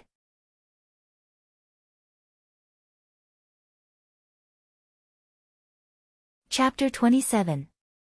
O Peng then took out a small porcelain bottle from his arms and handed it to Boss Hu. Boss Hu took the small porcelain bottle and carefully looked at the words on it. Even if he was a calm person, his hands trembled. He was so frightened by the 3 words that he almost dropped the bottle. Boss Hu sat there holding the bottle and didn't speak. Seeing Boss Hu like this, Li Laoer and Lu Laowu curiously walked forward and looked at the bottle on both sides. Life-prolonging pill. Both of them exclaimed. What was different was the second sentence. Li Laoer said, there is such a thing. Lu Laowu said, what is this? Boss Hu and Li Laoer's faces were gloomy and uncertain. Their frowns became deeper and deeper. Lu Laowu looked at the expressions of the two puzzled. He even turned to look at O Peng, Shengguan Laoxi, and Su Laolu. The 3 of them also had a serious look on their faces. After a cup of tea's time, Boss Hu let out a long breath and seemed to have made up his mind. He calmed down and straightened his back again. He returned the small porcelain bottle to O Peng. He said, Lao San, what are you going to do with it? O Peng could hear the change in the way he addressed him. This Lao San was actually a real way of addressing him as a brother, not a pompous form of address like sect leader's junior martial brother. Instead, he was talking to O Peng as an older brother. O Peng also hurriedly said respectfully, Big brother, didn't I call all the brothers over so that we can discuss it together? Boss Hu shook his head and said, Lao San, this kind of thing, you shouldn't show it to the brothers. You should keep it yourself. O Peng said with a wry smile, Big brother, it's not that I didn't think about it. However, this thing was obtained from the secret plane. It's a box with 4 copies. I don't know if other people's boxes have this thing. Moreover, when I opened it here, I was careless. Lao San, Lu Lao San, Ahai, and Qing were all there. I can't keep it a secret. Boss Hu said, well, since that's the case, you should keep it first. This kind of thing is not something that people like us can bear. You must not take it privately. When the storm arises in the future, take it out again. Hopefully, you can get rid of this burden. The rest of the people were thinking about it. Only old Fifth Lu was depressed. He pulled old Sixth Su and asked, Sixth brother, what is this longevity pill? Su Laolu said unhappily, Fifth brother, didn't you just say that there is a legendary elixir of immortality? This is it. It can extend a person's life by 10 years. Ah! Old Fifth Lu cried out. There's actually such a thing. Then why aren't you bringing it over? One for each of us. How long will it take? Li Lauer said sarcastically, 10 more years. Once you take it and people find out, they will immediately come knocking on your door. You won't even be able to live another day. Old Fifth Lu struggled and said, I'll run after eating. Let's see where they can find me. Li Lauer sneered, everyone in the Jianghu is looking for you. Where are you going? What about Misty School? What about your family?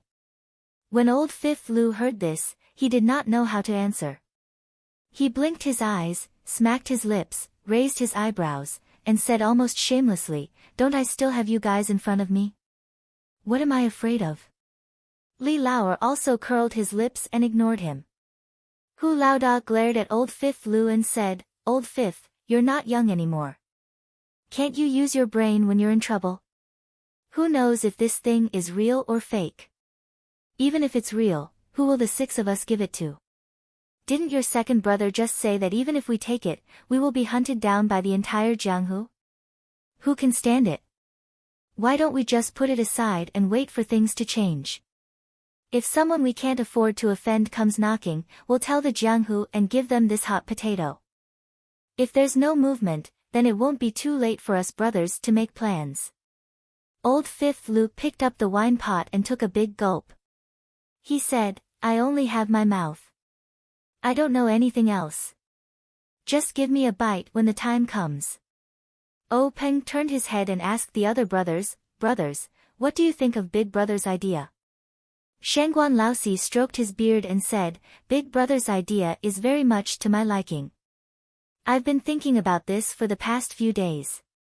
Instead of hoping for an unreliable life of 10 years, it's better to live the life we have now. Don't ruin the great foundation of our Misty School.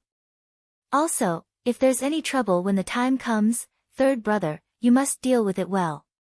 If you don't handle it well, it might backfire. Li Lauer nodded and did not say anything. Su Laolu said with a smile, I'll listen to Big Brother and Fourth Brother. Old Fifth Lu ignored O Peng's gaze and continued drinking. O Peng's gaze also swept past him and directly ignored him. O Peng saw that no one had any objections and said, Then I'll take care of this thing. We'll see how the situation develops in the future. Old Fifth Lu saw that O Peng ignored him and muttered in a low voice, I'm ignoring you. You should ask for my opinion. Hu Boss looked at him muttering and asked, Old Fifth, do you have something to say? Old Fifth Lu quickly stood up and said, No, I just want to ask. Did you find these things in the secret plane that look edible but can't move your mouth? Hu Boss kept a straight face and no longer paid attention to him. He turned his head and looked at O Peng.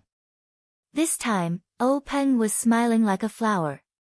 He took out 2 small porcelain bottles from his bosom and handed them to Hu Boss. Hu Boss took the porcelain bottles and carefully looked at them. Suddenly, he was surprised again, Qi-generating pill. There really is such a treasure. It hasn't appeared in Jianghu for many years.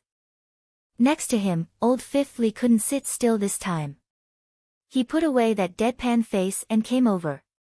Only Shangguan Laosi, Su Laolu, and Lu Laowu didn't move.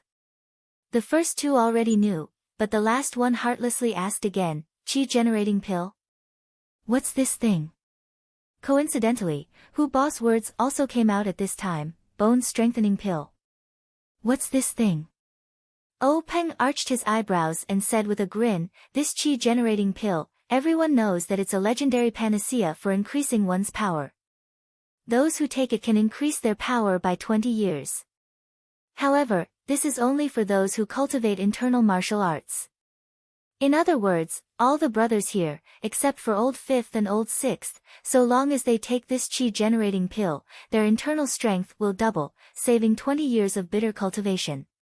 However, according to my investigation of the gang's ancient records, it seems that there are some flaws, but it's not clearly stated. Listening to this, Su Laoyo's face became somewhat unnatural. He originally thought that he could get a share of the soup, but after listening to O Peng, this qi-generating pill instead had no fate with him. He still asked, "Third brother, is it true that we can't take external martial arts?" Lu Laowu was also depressed. His grandmother, "Why is my life so bad?" O Peng was still smiling as he said, "I've carefully looked into it. Sixth brother, external martial arts really aren't effective." Su Laolu slumped in his chair, speechless. Shengguan Laosi followed up, "Third brother, how many qi-generating pills are there in this bottle?" "We have 4 people, ah. It might not be enough. What should we do?" O Peng forced a smile and said, "I also didn't dare to open it. I only dared to open it when all the brothers were here." Hu Laoda's eyes flickered, and he also nodded without saying anything. O Peng looked at the somewhat dispirited Lu Laowu and Su Laolu, and then said, "This bone-strengthening pill isn't recorded in our Misty School's ancient records.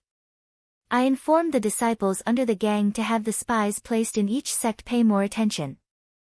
As a matter of fact, yesterday, news came from the Dalan Temple, saying that there is a little record in the ancient records of the Dalan Temple." O Peng drank a mouthful of green tea. Ignoring Lu Laowu's resentful gaze, he still leisurely said, "According to the ancient records of the Dalan Temple, this bone-strengthening pill is the exact opposite of the qi-generating pill. It's specially prepared for those who cultivate external martial arts. It's useless for those who cultivate internal martial arts. For those who cultivate external martial arts like Lao Wu and Lao Lu, after taking it, it will promote the strength of their bones, skin, and muscles. It will also increase the precision of their external martial arts." However, Hu Laoda's figure flashed and dodged. He angrily said, "What are you doing, Lao Wu? Why are you so careless?" Seeing this, Lu Laowu embarrassedly smiled and said, "I'm in a hurry. I want to see what this thing looks like." Hu Laoda scolded, "Sit there obediently. In a moment, I'll naturally give it to you." Lu Laowu obediently sat back down. Su Laoyo's expression was also abnormally excited. Anyone who had experienced such a great change in mood would be so excited that they wouldn't be able to sit still. He also covetously looked at the small porcelain bottle. Hu Laoda took the 2 small porcelain bottles and didn't return them to O Peng. Instead, he sat down on a chair. He looked at O Peng with a smile and said with a very gratified tone, "Lao San, you're good, really good. Laoer, it's not wrong that we didn't fight with Lao San for the position of headmaster back then. To be able to obtain so many good things without anyone noticing, your contribution is comparable to the founder of the headmaster school. The 2 of us can't do it. With these 2 things, our Misty School's strength has increased by more than 1 level." Hu Laoda looked at the 2 porcelain bottles in amusement and continued, "Even if there's only 1 pill in here, we can have 2 more peerless experts. Although there's still a gap between us and the top schools like the Dalan Temple, in the middle schools, we can definitely be ranked at the top." O Peng looked at Hu Laoda's excited expression and also said, "Big brother, you're overpraising me. This little brother really can't accept it. It's just that my luck is good, it's just a fluke." Hu Laoda said, "Luck is also a part of strength. Third brother, you don't have to be modest." Then he continued, "It's just that, I don't know how many pills are in this porcelain bottle. It's not easy for the 6 of us to distribute them." O Peng said, "Big brother, I took this thing out today so that you can decide how to distribute it. Although I'm the headmaster and I also hope to become a peerless expert, the rise and success of a headmaster school is the result of the efforts of all the brothers. However, relying on one headmaster, you can't do too much. Therefore, I hope that no matter how many pills are in the porcelain bottle, we brothers can't harm each other because of this."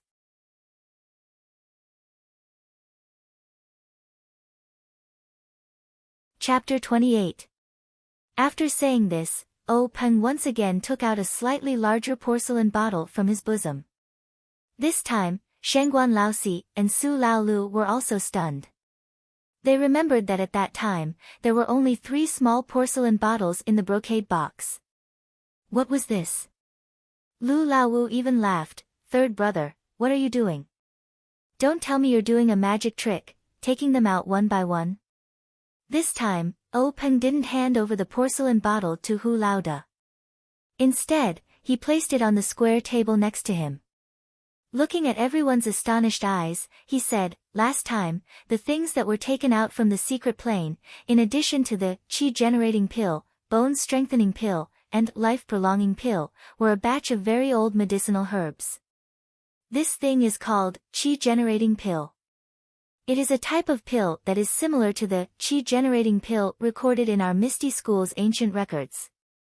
It was created after the qi-generating pill's pill formula was lost.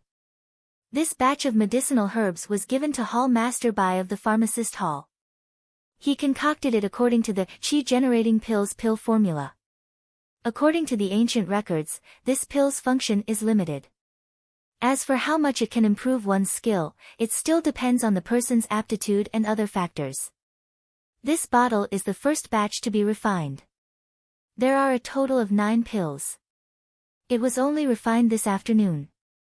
The medicinal herbs from last time should still be able to refine a few batches. Hu Laoda was very happy to hear this. He clapped and said with a smile, good, with this pill, even if some of us brothers didn't take the qi-generating pill, we can still take this qi-generating pill. It's not too regrettable. Moreover, this pill is great in quantity, enough for the second generation of young disciples to use. We can also create a few experts. Peng then said apologetically, however, we don't have a substitute for the bone-strengthening pill, so we can't give it to disciples who practice external martial arts. It's very regrettable. If there was only one bone-strengthening pill, there would be no way for either of the 2 shitty brothers. Hu Laoda interrupted Peng's words and said, is there anything in this world that is perfect? To have such an opportunity is enough. Whether or not it can increase one's skill depends on fate. Moreover, the skill obtained from external forces is not as good as one's own hard work. Shitty brothers shouldn't be possessed because of this, right? The rest of the people felt a chill in their hearts, and their minds immediately calmed down. Their minds that had been muddled by the miraculous pill also calmed down. Everyone thought in their hearts, what eldest senior brother said makes sense. The path of martial arts is based on real cultivation. If one blindly pursues the growth of one's power without matching it with the cultivation of one's mental state, it is extremely easy to go mad. This is not uncommon in Jianghu. Although increasing one's power is important, one's life is also important. Peng said, eldest senior brother's words are too serious. Today's event is a good thing. We all understand each other's temperament and breadth of mind. We definitely won't turn this good thing into a bad thing. Shangguan fourth brother also expressed his stance, big brother, today's happy occasion is the first time in our lives that we have encountered such a joyous occasion. Although we were momentarily muddle-headed, we will not harm the harmony between us brothers, nor will we disregard the interests of our sect. Please rest assured. If there is only one pill of this qi-generating pill, I suggest that third junior brother take it. First, his ethereal divine art has already reached great success. If he has the help of this pill, he will certainly be able to complete it. Second, he is our sect's sect leader. The level of his martial arts will directly determine the prosperity of our sect. Third, this pill was originally obtained by third junior brother. If he refuses to accept it, how can we have the face to take it? Everyone agreed, and Hu Laoda handed the small porcelain bottle back to Peng. Peng was also not pretentious. He did not push it back and forth, and reached out to receive it. Peng held the small porcelain bottle in one hand, and once again looked around at everyone. His other hand pinched the bottle's head, and with a kakacha sound, the bottle's mouth opened, and a sweet fragrance diffused out. Peng poured the contents of the small porcelain bottle into a jade box that he had already prepared. Unexpectedly, there were 3 pills. Peng was very happy, and found 3 jade boxes to store them. He placed them on the table, and pushed them in front of Hu Laoda. He said, I originally thought there was only 1 pill, but now there are 2 more. Eldest senior brother, please distribute them. Hu Laoda smiled bitterly. Looking at the 3 jade boxes in front of him, he shook his head and said, Lao San, you gave me a difficult problem. 1 pill is enough, but how do we divide these 3? Forget it, let's do as we said just now. Lao San, you take 1. Oh Peng took one of the jade boxes, and put it in his bosom. Hu Laoda looked at Li Lao Er and Shengguan Lao Si, and said, Lao Er, Lao Si, you guys also take 1 each. Li Lao Er did not get up, and said, Big brother, what about you? You don't want it? Hu Laoda laughed and said, an old man is bound to make mistakes. I have been your big brother for so many years, and should also set a good example for you. I am old, so I don't want it. I have watched you all grow up. What you do, is what I do. Shengguan Lao Si also said, Big brother, how about this, I will give you mine. Isn't it just 20 years of cultivation? I have time to practice. Li Lao Er also said, that's right, big brother. You are already old, and you may not be able to reach great heights by relying on your own cultivation. Lao Si and I have plenty of time. I think you should take one of these pills first. Oh Peng also wanted to take out his own, qi-generating pill, but he knew that he needed this pill, and his need was also the need of the gang. He could not give up the gang's benefits because of his brotherhood, so he did not open his mouth. Hu Laoda looked at his group of brothers with gratification. They were such good brothers, ah. Although they were not biological brothers, ever since Master brought them to the Misty School, they had grown up together. As the oldest, he had led them to live and practice martial arts when they were young. When they grew up, they wandered the Jianghu together, using their sweat and blood to cast the name, Misty Six Tigers. Although they were now old, each had their own achievements, and each had their own family. But in the face of such a great temptation, they still thought of him, so his painstaking efforts were not in vain. Hu Laoda laughed and said, don't say any more. I have already made up my mind. If you guys take it, the effect will be greater than if I take it. It is better that you guys take it. The assembly hall suddenly quieted down. After a moment, Li Lao Er opened his mouth and said, Big brother, I have an idea. Do you think it is feasible? Hu Laoda nodded and said, let's hear it. Li Lao Er said, Big brother knows that I major in our Misty School's Misty Seven Swords. The requirements for internal strength are not too high. My achievements in the field of swordsmanship today, based on my aptitude, have already reached a certain bottleneck. If I break through again, it will only be a matter of a little bit of internal strength. But the peak of swordsmanship cannot be reached by relying on internal strength alone. After breaking through this bottleneck, I still have to comprehend swordsmanship. Therefore, this qi-generating pill is not a very urgent need. I want to give it to Big Brother. What do you think? Hu Laoda pondered. Oh Peng then said, Big Brother, I just don't know if this qi-generating pill can be taken separately. The ancient records of the sect don't explain it. Hu Laoda opened the jade box containing the qi-generating pill, and a fragrant scent greeted his nostrils. He used his hand to pinch it and felt that it was very hard. Soon after, he closed the lid. Upon seeing this, Li Lao Er said, Big brother, it's better that we don't take risks. I'll take the qi-generating pill. If the qi-generating pill can't be taken separately, I'll cut it in half and ruin the medicinal properties. Then wouldn't the two of us not be able to reap any benefits? Hu Laoda said, Lao Er, is what you said a moment ago true? We don't practice swordsmanship. You can't deceive your big brother. Li Lao Er said, that's only natural. Hu Laoda took out a small and exquisite dagger from his bosom. Then, he opened the jade box and proudly said, how can our brotherly affection be compared to a trifling 20 years of cultivation? Lao Er, since you're willing to give this enormous benefit to Big Brother, how can Big Brother let go of the opportunity to share it with second brother? Even if the medicinal properties are ruined, you and I brothers will be drawing water with a bamboo basket for nothing. What do I have to be afraid of using this chi-generating pill as a wager for our brotherly affection? When Li Lao Er heard this, his eyes also radiated a radiant light. Presumably it wasn't because he was stimulated and his internal strength suddenly surged, but because the tears in his eyes reflected the candlelight. With an impassioned expression, he walked forward and said, "Big Brother." The rest of the people all stood up and walked forward. Hu Lao Da patted Li Lao Er's shoulder and handed over the dagger, saying, "Lao Er, your swordsmanship is exquisite. It's up to you." Li Lao Er took the dagger. The handle was still warm. Looking at Hu Lao Da's encouraging expression, he smiled and nodded.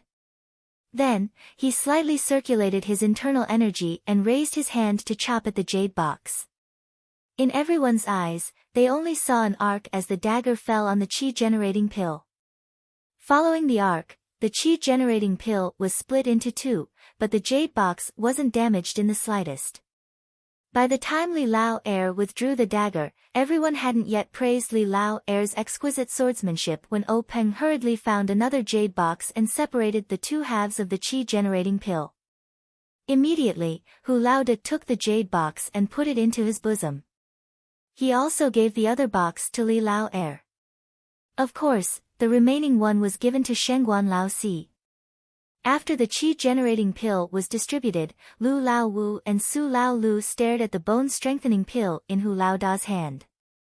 Because there were 3 chi-generating pills, the two of them weren't worried about the number of bone-strengthening pills. However, Hu Lao Da still asked the two of them what they should do if there was only one pill. Lu Lao Wu said, "Of course we'll give it to Lao Lu. He's the youngest. Weren't all the good things left for him before?" Su Lao Lu said, "It was like this before, but now it's no longer possible. I've taken advantage of him for half my life. This time, I must give it to fifth brother." The two of them talked back and forth. In short, they didn't want to take it themselves.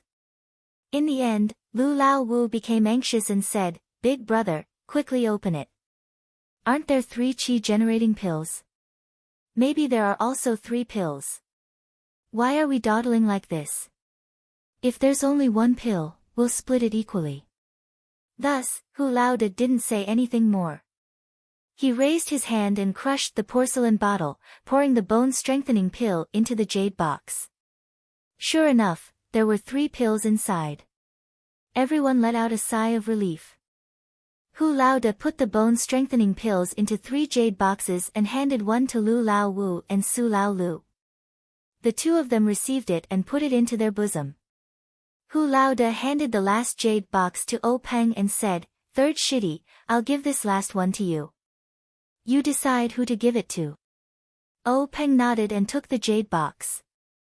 However, he didn't put it into his bosom. Instead, he placed it on the table.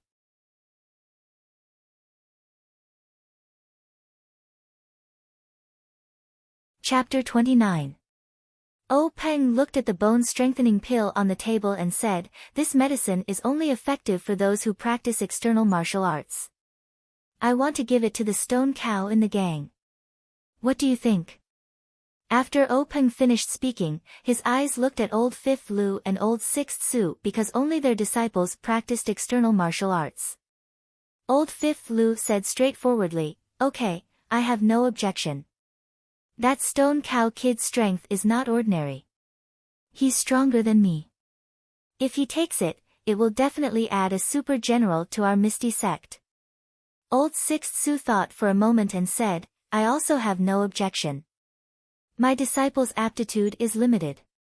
It's better to help Stone Cow. However, Stone Cow's head is too straight. You have to control him well." O Peng nodded and said, "I have confidence in this." Old Hu looked at the porcelain bottle containing the chi-boosting pills and said, "Third martial brother, please deal with these chi-boosting pills at your discretion. If my disciples have good aptitude and can be trained, then use it. If they can't, then don't give it to them." Oh Peng smiled and said, for example, Marshall Brothers, this time the medicinal herbs collected from the secret plane are limited. I will distribute it according to each disciple's situation. I heard a Hai and Ching say that there are still many medicinal herbs in the secret plane. Moreover, we have control of the secret plane. In the future, there will be an endless supply of these medicinal herbs. And there will also be a lot of chi boosting pills. Old Hu also smiled and said, that's good. We can't spoil the harmony in the gang for the distribution of these pills. Moreover, Hai and Ching who went to the secret plane must be heavily rewarded. Oh Peng said, and I have the same idea as Senior Marshall Brother. After a while, I will give each of them a chi boosting pill. Old Hu said, this is not urgent. The chi boosting pill and bone strengthening pill have already been obtained.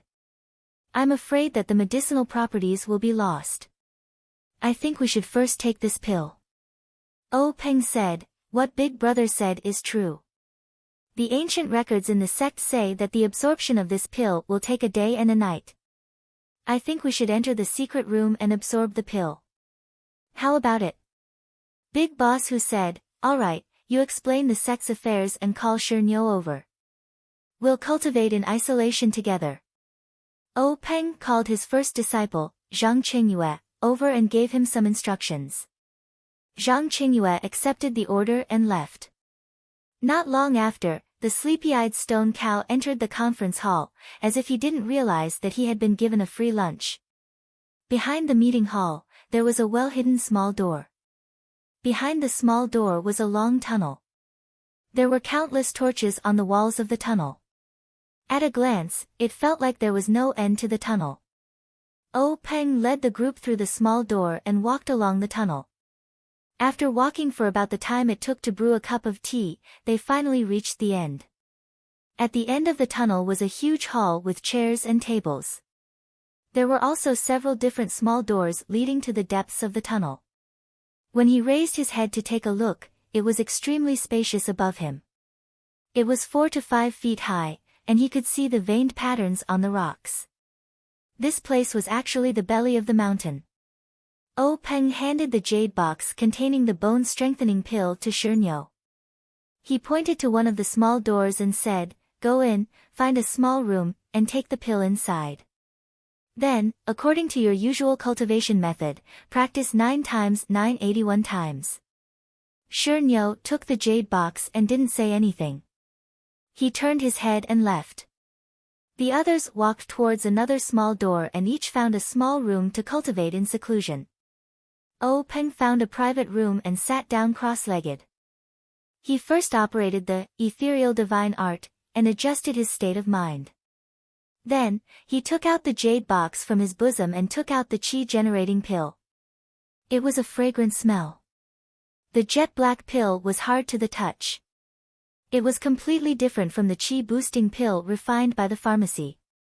Oh Peng calmed his mood and put the chi-generating pill into his mouth. He only felt the pill turn into a liquid on his tongue. It flowed down his throat and into his body. Then, it immediately turned into a warm current that rushed into his dantian. At this time, Oh Peng didn't dare to think too much. He withdrew his mind and operated the ethereal divine art, with all his strength to refine this warm current. The private room immediately became silent. After an unknown amount of time, Oh Peng stopped and carefully examined his body. He couldn't help but be pleasantly surprised. This chi-generating pill really lived up to its reputation. His power was more than twice as profound. The chi in his body flowed along his meridians. It felt as if there were no obstructions and didn't leave behind any hidden dangers. Oh Peng carefully calculated in his mind. He really did cultivate 81 times, no more and no less. He secretly said in his heart, this is a divine pill. Oh Peng sat quietly for a moment. Then, he got up and pushed open the door. He went to the hall. At this time, Hu Lao De, Li Lao Er, and Shengguan Lao Si were already waiting in the hall. Oh Peng stepped forward and asked Hu Lao De with concern, Big Brother, how is it? Hu Laoda beamed and said, "It really is the legendary divine medicine. It saved me 10 years of effort."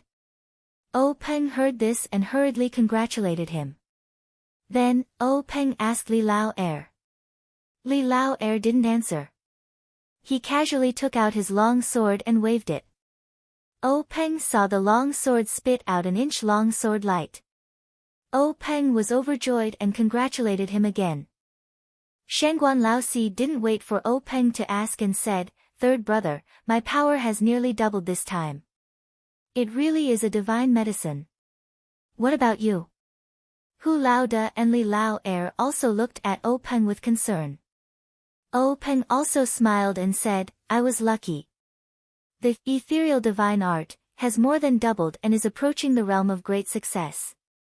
Shangguan Laozi repeatedly said in admiration.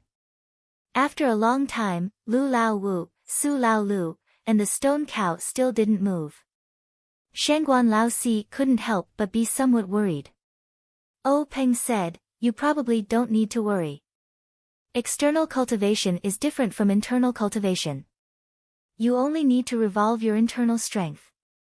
Presumably, external cultivation has to change your bones and muscles. Let's wait for a moment." Everyone waited in the hall for the time it took to eat 2 meals.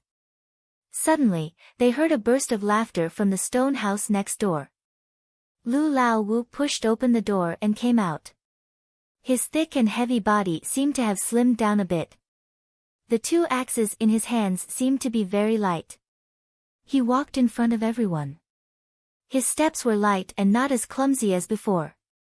There was no need to ask to know that his martial arts had improved by leaps and bounds. Immediately, the door of another stone house opened. Su Laolu also came out. His body shape didn't change much. When he came closer, everyone saw that his temples were slightly protruding. His 2 big hands had also become white, like jade. It seemed that his external strength had a tendency to spread from the outside to the inside. When the 6 ethereal tigers brothers met, their martial arts had greatly improved. Naturally, they congratulated each other and congratulated each other. Only the stone cow in the last stone house still hadn't come out. Everyone couldn't help but feel strange. O Peng walked lightly to the front of the stone house where the stone cow was in seclusion. He listened carefully. He heard the sound of the wind in the house, accompanied by the sound of the stone cow's breathing. He was still practicing. O Peng looked back at Lu Lao Wu and thought, Lao Wu and Lao Lu have both come out. Could it be that this stone cow's martial arts are deeper than theirs? Why hasn't he come out yet? After a long while, O Peng listened again. The situation was still the same. O Peng was puzzled. Could it be that our Misty School was going to produce a peerless master? After the time it took to eat a meal, O Peng couldn't bear it anymore. He gently pushed open the door and looked inside. He saw a huge figure practicing the mighty King Kong hands. The moves were powerful and the wind was fierce. The wind from the palm struck in front of O Peng's eyes. O Peng heard the stone cow dance for a long time before he shouted, 78. Then, he started from the first move of the mighty King Kong hands again. At this time, the stone cow's eyes happened to see O Peng. He didn't stop punching and shouting, "Leader, wait a moment. I've just practiced 78 times. I'm not far from 81. His voice was clear and his breathing was steady. It didn't affect his punches and kicks. His martial arts were exquisite. Without 30 to 50 years of hard work, it wouldn't be like this. O Peng couldn't help but be shocked. Was this how to take the bone-strengthening pill?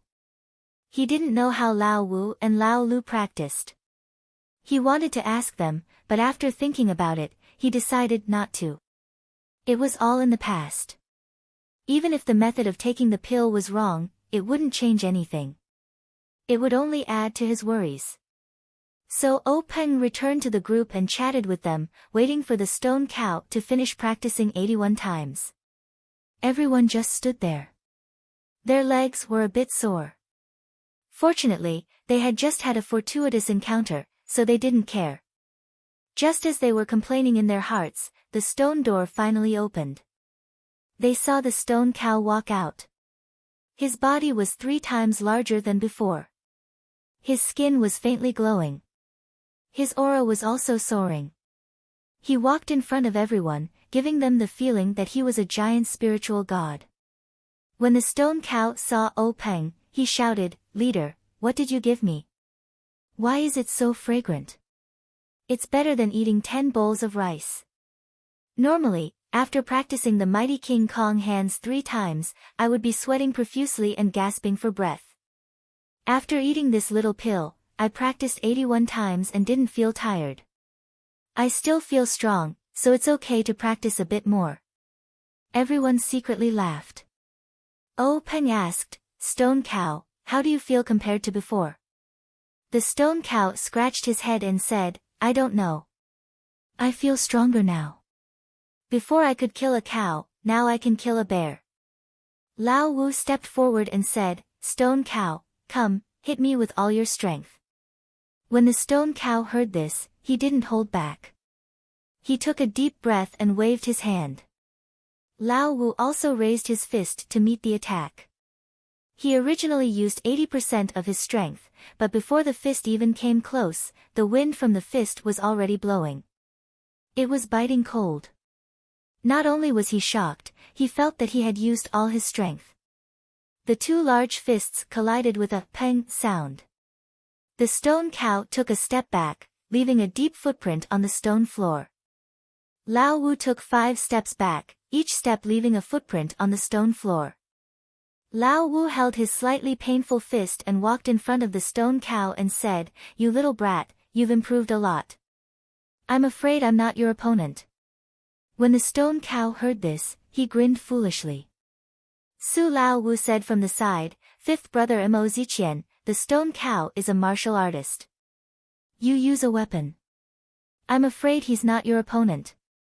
Lao Wu patted the stone cow's sculpted muscles and said, "Of course I know this. Come, stone cow, let's go drink." Then, he pulled the stone cow and walked towards the corridor.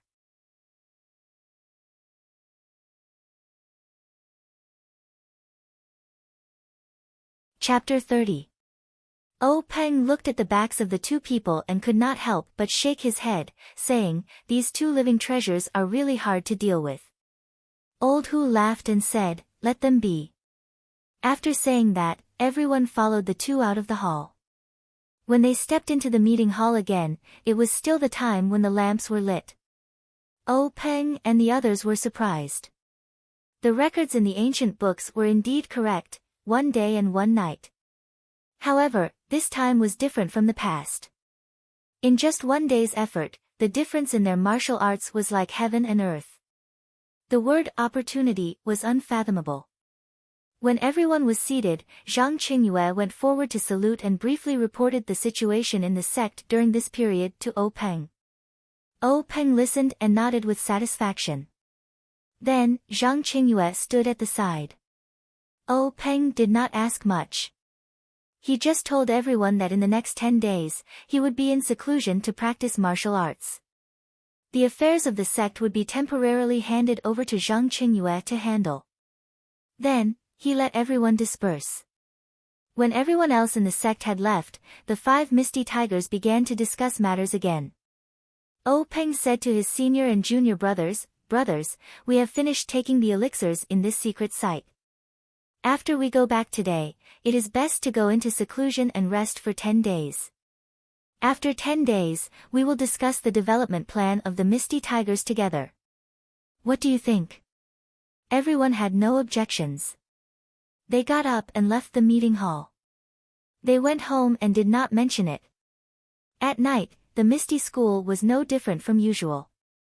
However, after dinner, a maidservant walked out of one of the inner residences.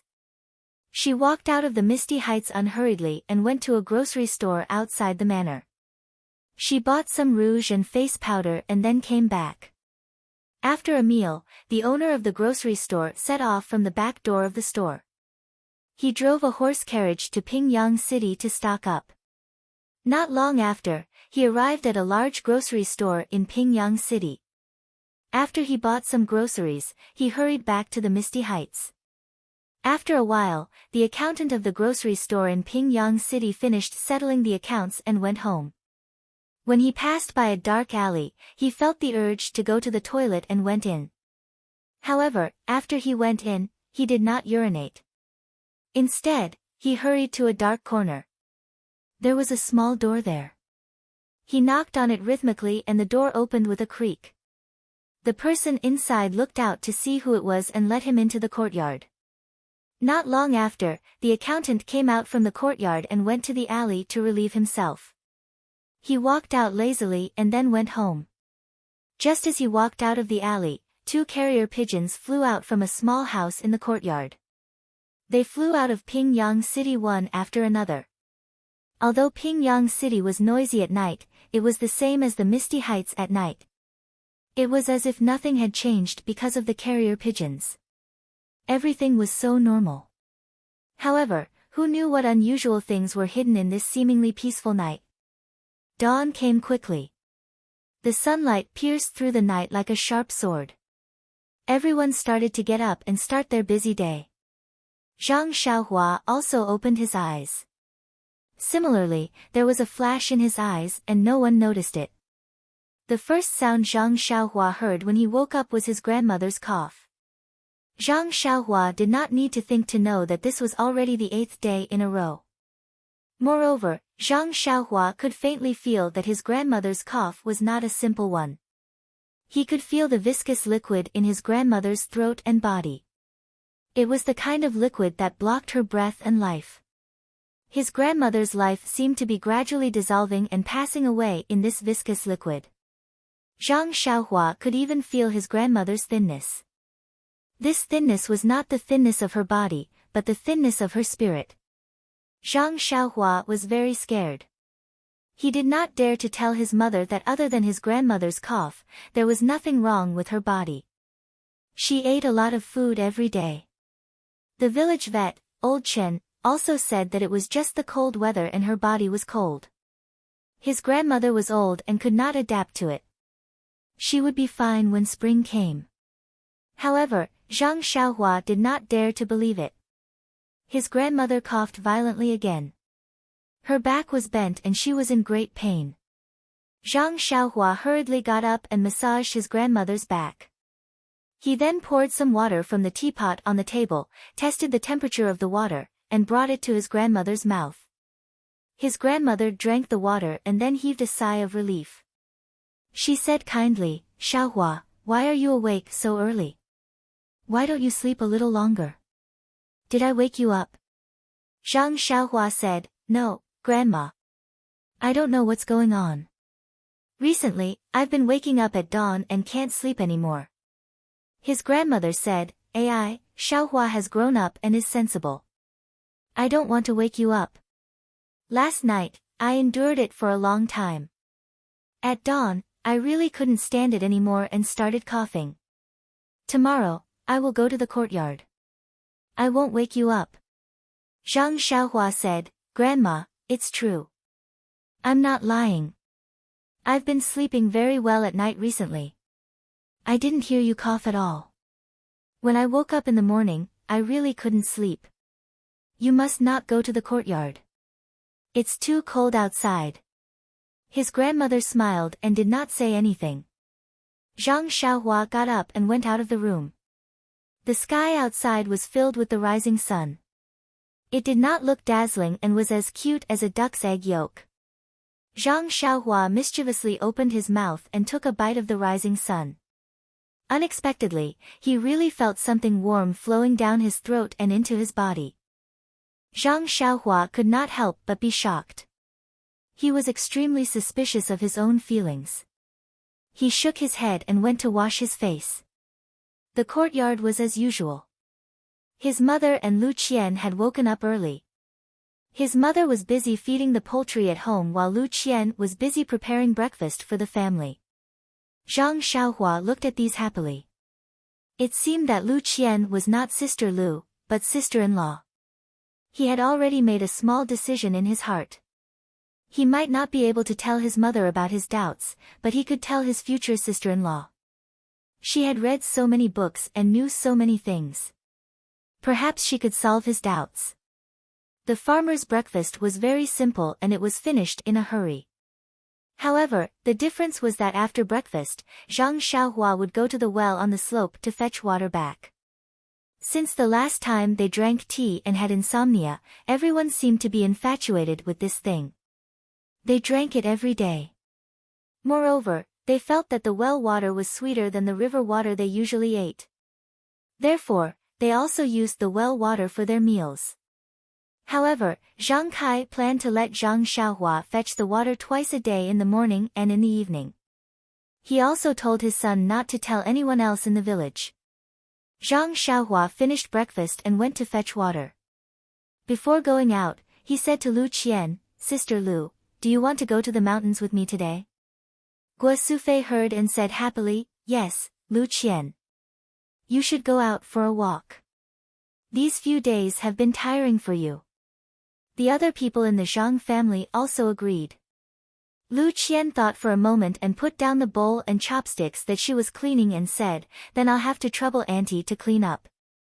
I'll go out for a walk." Then Lu Qian followed behind Zhang Xiaohua and went to the river. Zhang Xiaohua walked to the river and did not go forward. Lu Qian caught up and asked him, "Xiaohua, do you have something to tell me?" Zhang Xiaohua forced a smile and said, "Sister Lu, you're so smart. You guessed that I have something to tell you." Lu Qian said, "You little brat, if you have something to say, sister will help you." Zhang Xiaohua was silent for a moment. He looked at the flowing river and said, "Sister Lu, do you think that people in this world can never die?" Lu Qian frowned and said, "I can't answer you. Some books say that there is no immortal in the world. The grave is the end of everyone. But some books say that ordinary people will die, and some people will not die." Zhang Xiaohua asked curiously, "Who are those people?"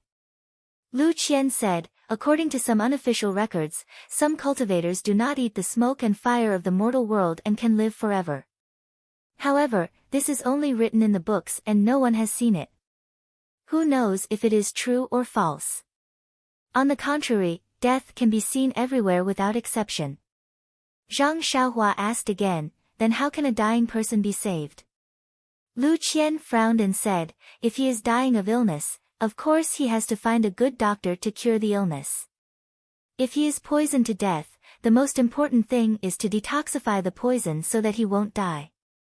If he is old and about to die, then right, you can give him the life-prolonging pill. When I was young, I read a very old book. It said that there is a strange medicine in the world called the life-prolonging pill. However, this is most likely fake. I have never heard of anyone taking this pill."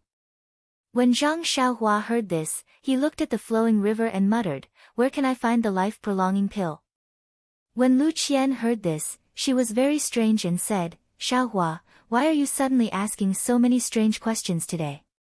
You still want to find the life-prolonging pill?" Zhang Xiaohua raised his head. His mouth was flat as if he was about to cry. His voice was a little hoarse as he said, "Sister Lu, I feel that Grandma is about to leave me. She is about to die." Lu Qian's heart skipped a beat. She quickly walked forward and hugged Xiaohua's head and said, "Xiaohua, good child. Don't cry and don't think so much. Grandma is just coughing. This is a very common problem for the elderly in winter. Didn't the doctor say that?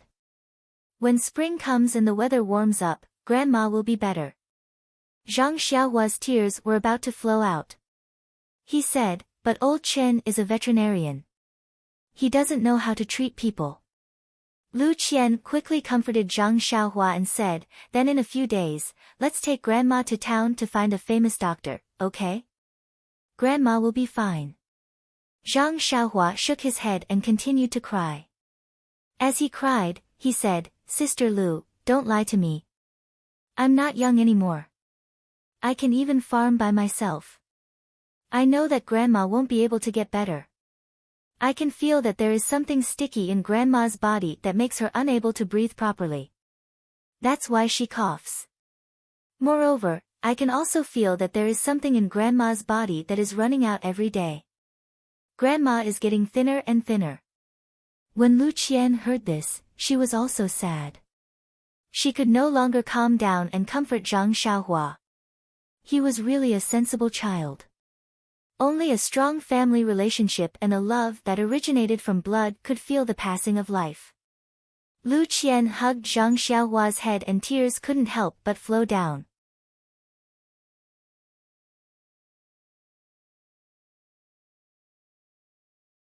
Chapter 31. After a long while, Lu Qian finally stopped crying. She pointed to the stream and said to Zhang Xiaohua, "Xiaohua, look at this river. From its source, it is just a thin stream of water. As it flows along the riverbed, more water will gather, and it will grow bigger and bigger. Slowly, it will become a big river, and finally into the sea. Just like humans, this is also the process of its growth. The sea is its end. If the river stops flowing, what will it become? Ponds, drains, and rivers will lose their meaning of life if they stop flowing. They will die. It is the same for humans. They have to go through the process of birth, growth, and death. This is a complete life. We don't know about those who can live forever, but for ordinary people like us, birth, old age, illness, and death are necessary in life. They are some notes in the song of life." Zhang Xiaohua asked curiously, "Why can't we live forever?" Lu Qian said, "Because we don't know how to live forever." She then continued, "Take your grandmother for example. She's already in her 80s and has experienced so many ups and downs. She started from babbling and grew up on her own. Then, she met your grandfather and formed a family.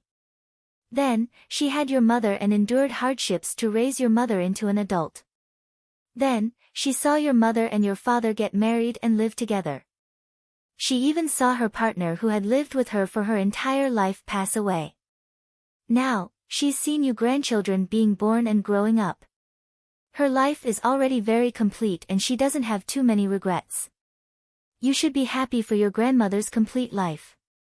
How many people can have a life of more than 80 years? Zhang Xiaohua looked up and asked, "Then what should I do?" Lu Qian patted Xiaohua's head and said, "What you need to do now is to tidy up your mood and accompany your grandmother well. Let your grandmother see her beloved grandchildren from time to time in her last days. Don't leave any unhappiness and leave in peace."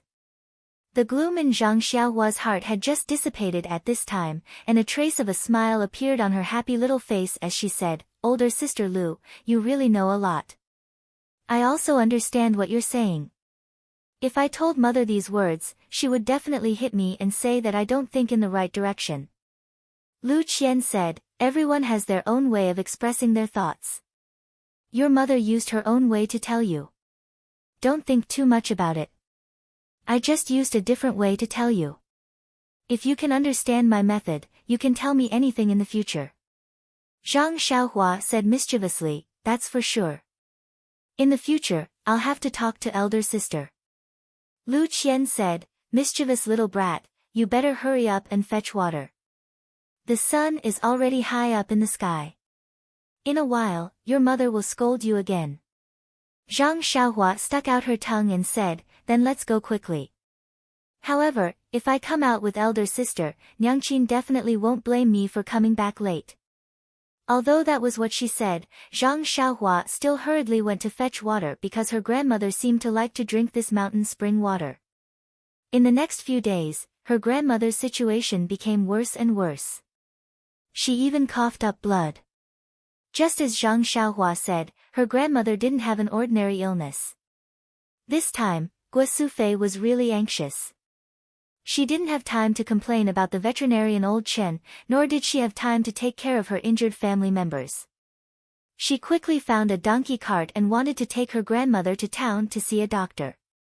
Zhang Xiaohua wanted to go no matter what, but she was still left at home by her mother. The head of the Zhang family, Zhang Kai, also wanted to go. Although his leg injury wasn't completely healed, it was a good opportunity to let the doctor take a look. The donkey cart had limited space, so she could only let her most beloved grandson stay at home. The group of people on the donkey cart set off in the morning. Zhang Xiaohua helped Lu Qian take care of her 2 injured brothers and helped her with the housework. Unfortunately, his mind was still thinking about her grandmother, so he peeked outside from time to time. Although Lu Qian wanted to tell him that their grandmother wouldn't come back until it was dark, but when she saw Zhang Xiaohua, Zhang Xiaolong, and Zhang Xiaohu's 3 brothers' absent-minded and anxious expressions, she held back. She just considerately did the chores at home and didn't say any comforting words. Time passed little by little, and the sky gradually darkened. Finally, Zhang Xiaohua saw the donkey cart that was late. Zhang Xiaohua immediately jumped down from the chair. He didn't call out to his 2 brothers and rushed out of the house. In a hurry, he tripped over a small stool by the door and almost fell. He didn't care about the small stool that was kicked aside and ran out of the door. When he ran out of the small gate, the donkey cart was near. He saw the driver jump down from the donkey cart and walk a few steps forward with the reins of the donkey. Then, he stopped in front of Zhang Xiaohua's courtyard. He pulled the reins and stopped the cart in front of the Zhang family's courtyard. There were 3 people in thick clothes sitting at the back of the cart. Their faces couldn't be seen clearly in the twilight. Before the donkey cart came to a stop, Zhang Xiaohua heard one of the people coughing heavily. He walked to the front of the donkey cart with heartache and called out obediently, "Grandma." Unfortunately, his grandmother was coughing with difficulty and couldn't respond to her grandson's greeting. Guo Sufei got down from the cart first and called Zhang Xiaohu, who had rushed over, to help Zhang Kai down first. Then, with Lu Qian and Zhang Xiaohua, he carefully helped his grandmother, who had just finished coughing, down. Zhang Kai paid the driver, and the donkey cart drove off, leaving the Zhang clan's group standing in the twilight. Lu Qian and Zhang Xiaohua helped their grandmother. She coughed all the way to her small house. Hearing her cough, Zhang Xiaohua's heart was broken. But halfway there, her grandmother said with difficulty, "Let's go to the central room first. I'll stay with you for a while." The 2 followed her words and helped her into the central room. Guo Sufei followed in absent-mindedly. Then, Zhang Xiaohu helped Zhang Kai, who was still limping and had a gloomy expression. The last one to enter the room was Zhang Xiaolong, whose arm was still hanging in front of his chest. The central room wasn't big. When everyone came in and sat there silently, the air in the room seemed to have frozen. At this time, her grandmother began to cough again. Lu Qian hurried over and poured a cup of warm water for her grandmother to drink. Only then did her cough gradually stop. Lu Qian wanted to say something to break the silence, but she didn't know what to say. Finally, her grandmother spoke, "The doctors in this town are really expensive. Su Fei, let's not go there next time. Every time we see an illness, it costs a qian of silver. How long will it take for our family to spend?" Guo Sufei forced a smile and said, "Mother, listen to what you're saying. If you're sick, you have to go see a doctor. Even if our family is poor, we can't delay this illness." Her grandmother said again, "I know my illness very well. It's not something a doctor can cure. I already said that I won't go, but you still want to waste this money." Guo Sufei's eyes were a little red at this time and said, "Mother, you don't have to worry about us. Doesn't Zhang Kai also need to see a doctor? You're just going in the same direction." Her grandmother sighed and didn't say anything else. After drinking a little more water, her cough seemed to be lighter. Only then did she let Xiaohua help her back to the room to rest. Zhang Xiaohua helped her grandmother to the Kong bed and covered her with a quilt. Her grandmother seemed to be tired and quickly fell asleep.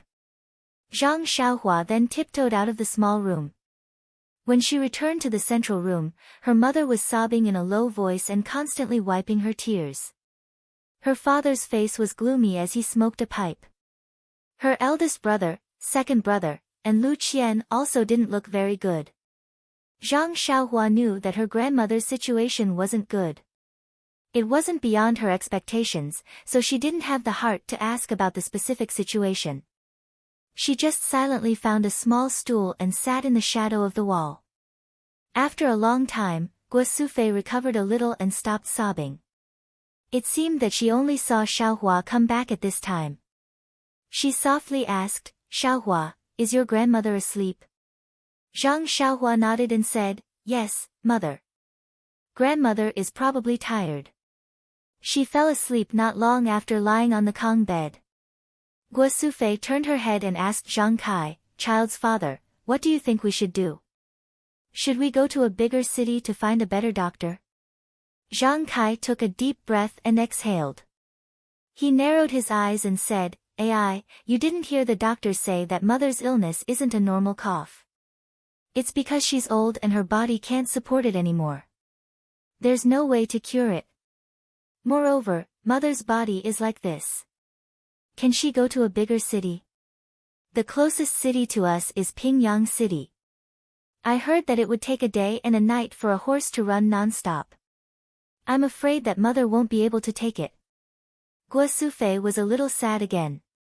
Her voice was a little sobbing. "Then are we just going to watch mother's body collapse bit by bit like this? Mother's cough is so bad every day." Zhang Kai smiled bitterly and said, "There's nothing we can do about it. Didn't the doctor also say that he rarely sees people as old as mother? Moreover, mother's body is considered good for 80 years old. I think we should listen to the doctor and let mother recuperate well. She should rest well, eat well, and live a good life." Guo Sufei also didn't have any other choice. She knew that her mother had reached the end of her life, but she still had hope in her heart. She tried to find a doctor for a long illness, trying to grasp onto something. However, in the face of this cruel reality, how valuable was a little bit of hope? Guo Sufei stared weakly at the flickering flame on the oil lamp. She seemed to be deep in thought. Suddenly, she asked Zhang Kai, "That's right, child's father. What did the doctor say that mother ate? Why don't I know about it?" Hearing this, Zhang Kai also raised his head and looked at Guo Sufei in confusion. Everyone asked in unison, "What did she eat?" Zhang Kai knocked on the pipe and said, "At that time in the medical hall, the doctor had just diagnosed that your grandmother was already at the end of her life. There was nothing to diagnose. Moreover, this cough was only a kind of illness on the surface. Her body was already in a mess. However, later on, your mother begged him bitterly. After a careful diagnosis, he found that although your grandmother's body was already at its worst, there was a kind of essence energy in her body. However, this essence energy was too little to sustain your grandmother's life. The doctor said that your grandmother must have eaten something good like ginseng recently." Everyone was stunned. Ginseng? How could the family have the money to buy that?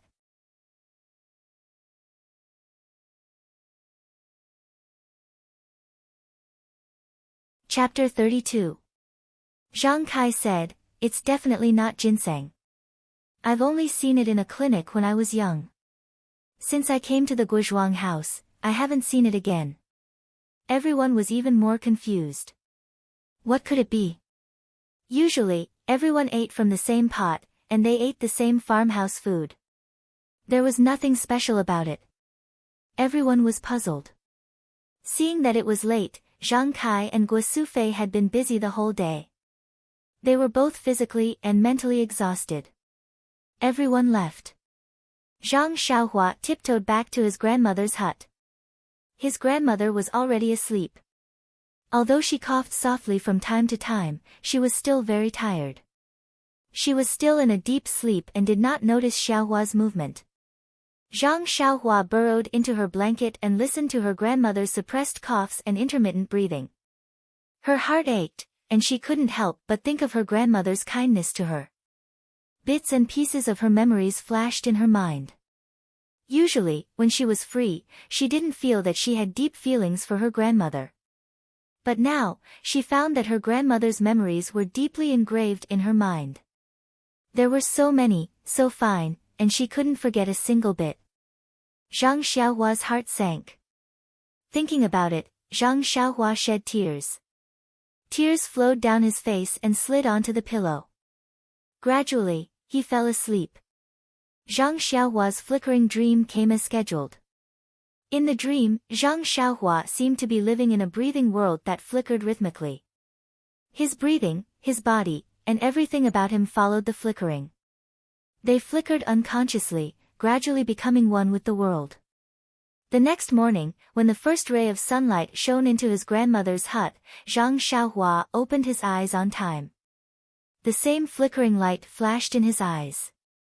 The first thing Zhang Xiaohua did after opening his eyes was to listen to his grandmother's voice. However, there was no cough or breathing. He hurriedly got up, only to find that his grandmother was not in the room.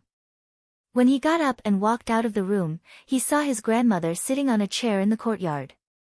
The morning wind was still very cold, blowing his grandmother's white hair in the sun. Zhang Xiaohua's eyes were blurred. He quickly ran over and said to his grandmother, "Grandma, you should go back to your room quickly. The wind in the morning is very cold. Your body is not good to begin with, so don't come out in the morning in the future." Grandma's hand groped for Zhang Xiaohua's head and said lovingly, "Xiaohua, Grandma is old and doesn't sleep much. I can't sleep anymore, so I came out to get some fresh air. I'll go back now, okay?" Zhang Xiaohua didn't say anything. She just silently helped her grandmother back to the warm house. Coming out of the hut, Zhang Xiaohua was still looking at the morning sun in the sky. Suddenly, he remembered what happened a few days ago, so he also did the action of biting the sun.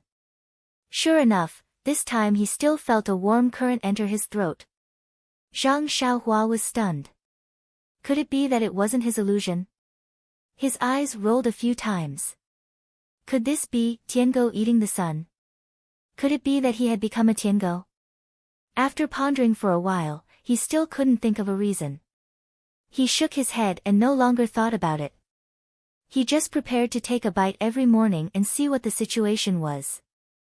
After eating a simple breakfast, Zhang Xiaohua went to the slope to get spring water as usual. Zhang Xiaohua was just about to go out when Lu Qian, who was cleaning up the dishes, called out, "I know what Grandma eats." Everyone was stunned. Zhang Kai asked in puzzlement, "What do you mean by what Grandma eats?" Lu Qian smiled and said, "It was yesterday.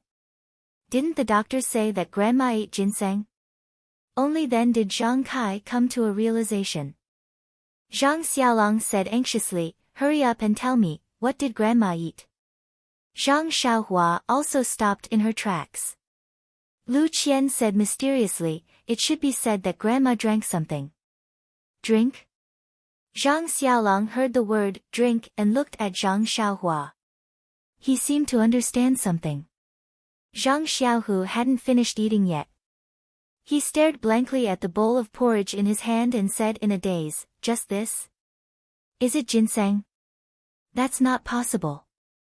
Lu Qian saw that everyone was puzzled, so she explained, "Look, everyone.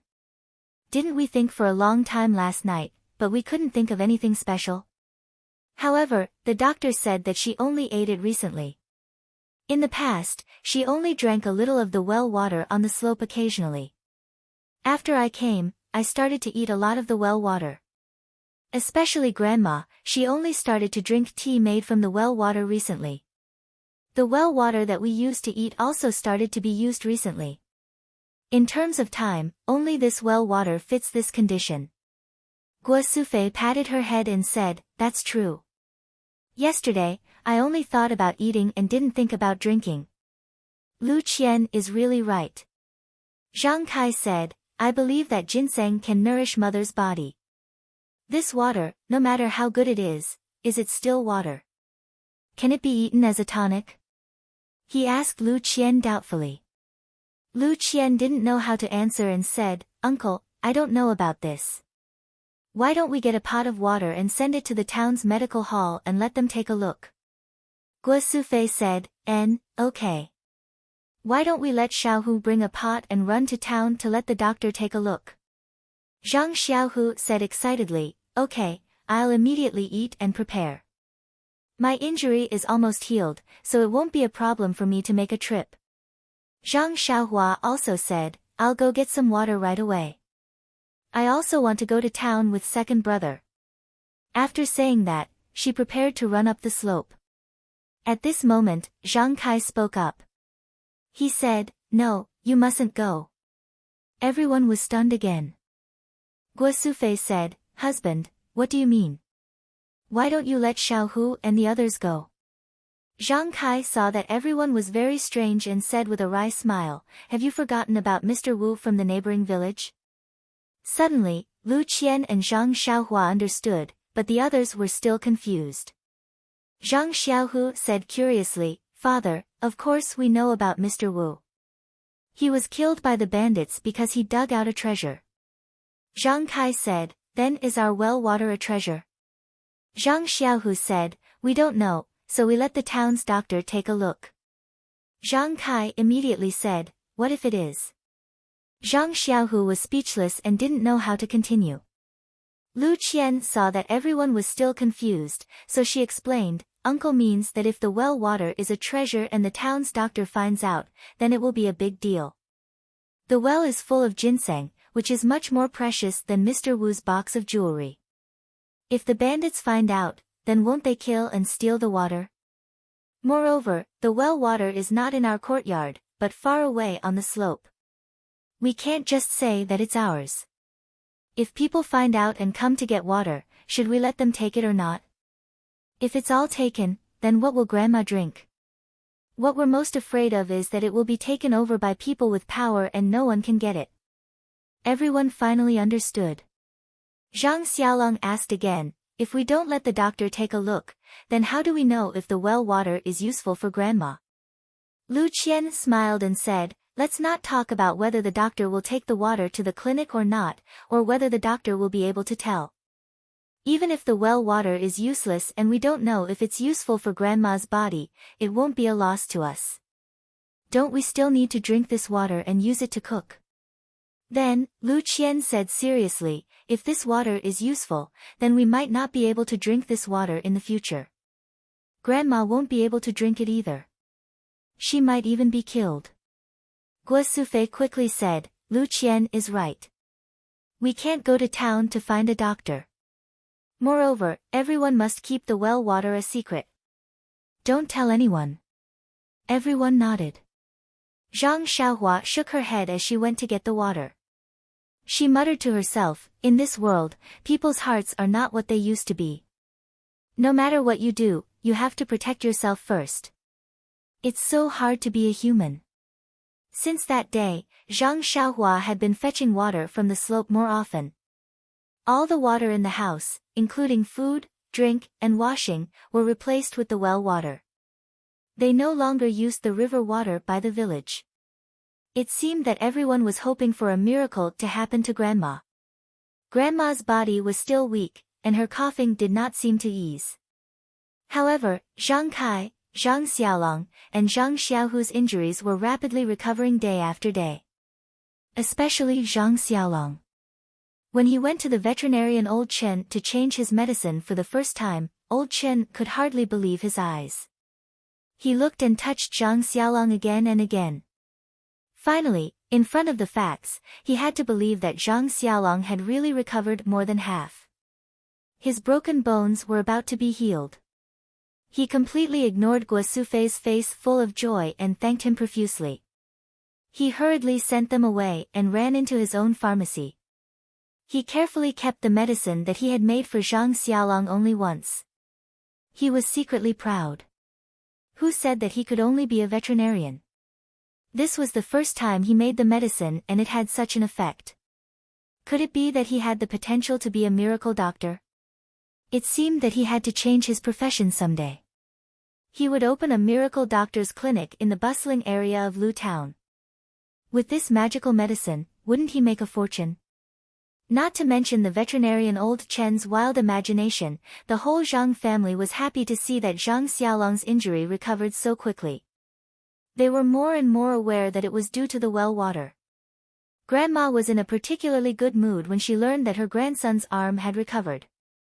Her face was also smiling like a flower. Her cough was also light. The whole family was very happy and happy. As for Lu Qian, she did not know what she was feeling. She was very surprised to see that Zhang Xiaolong came back without a splint. She was happy with everyone. But after a while, she felt a sense of loss. She tried to avoid this emotion and did not admit her thoughts, but she knew that she really liked this family and Zhang Xiaolong. She did not want to leave here and return to her home. Was her home not good? She asked herself. The answer was no. She also liked her home, but it seemed that the feeling of her home was different from the feeling here. What was the difference? Maybe it was because of Zhang Xiaolong. However, Zhang Xiaolong's injury was healed. What reason did she have to stay here?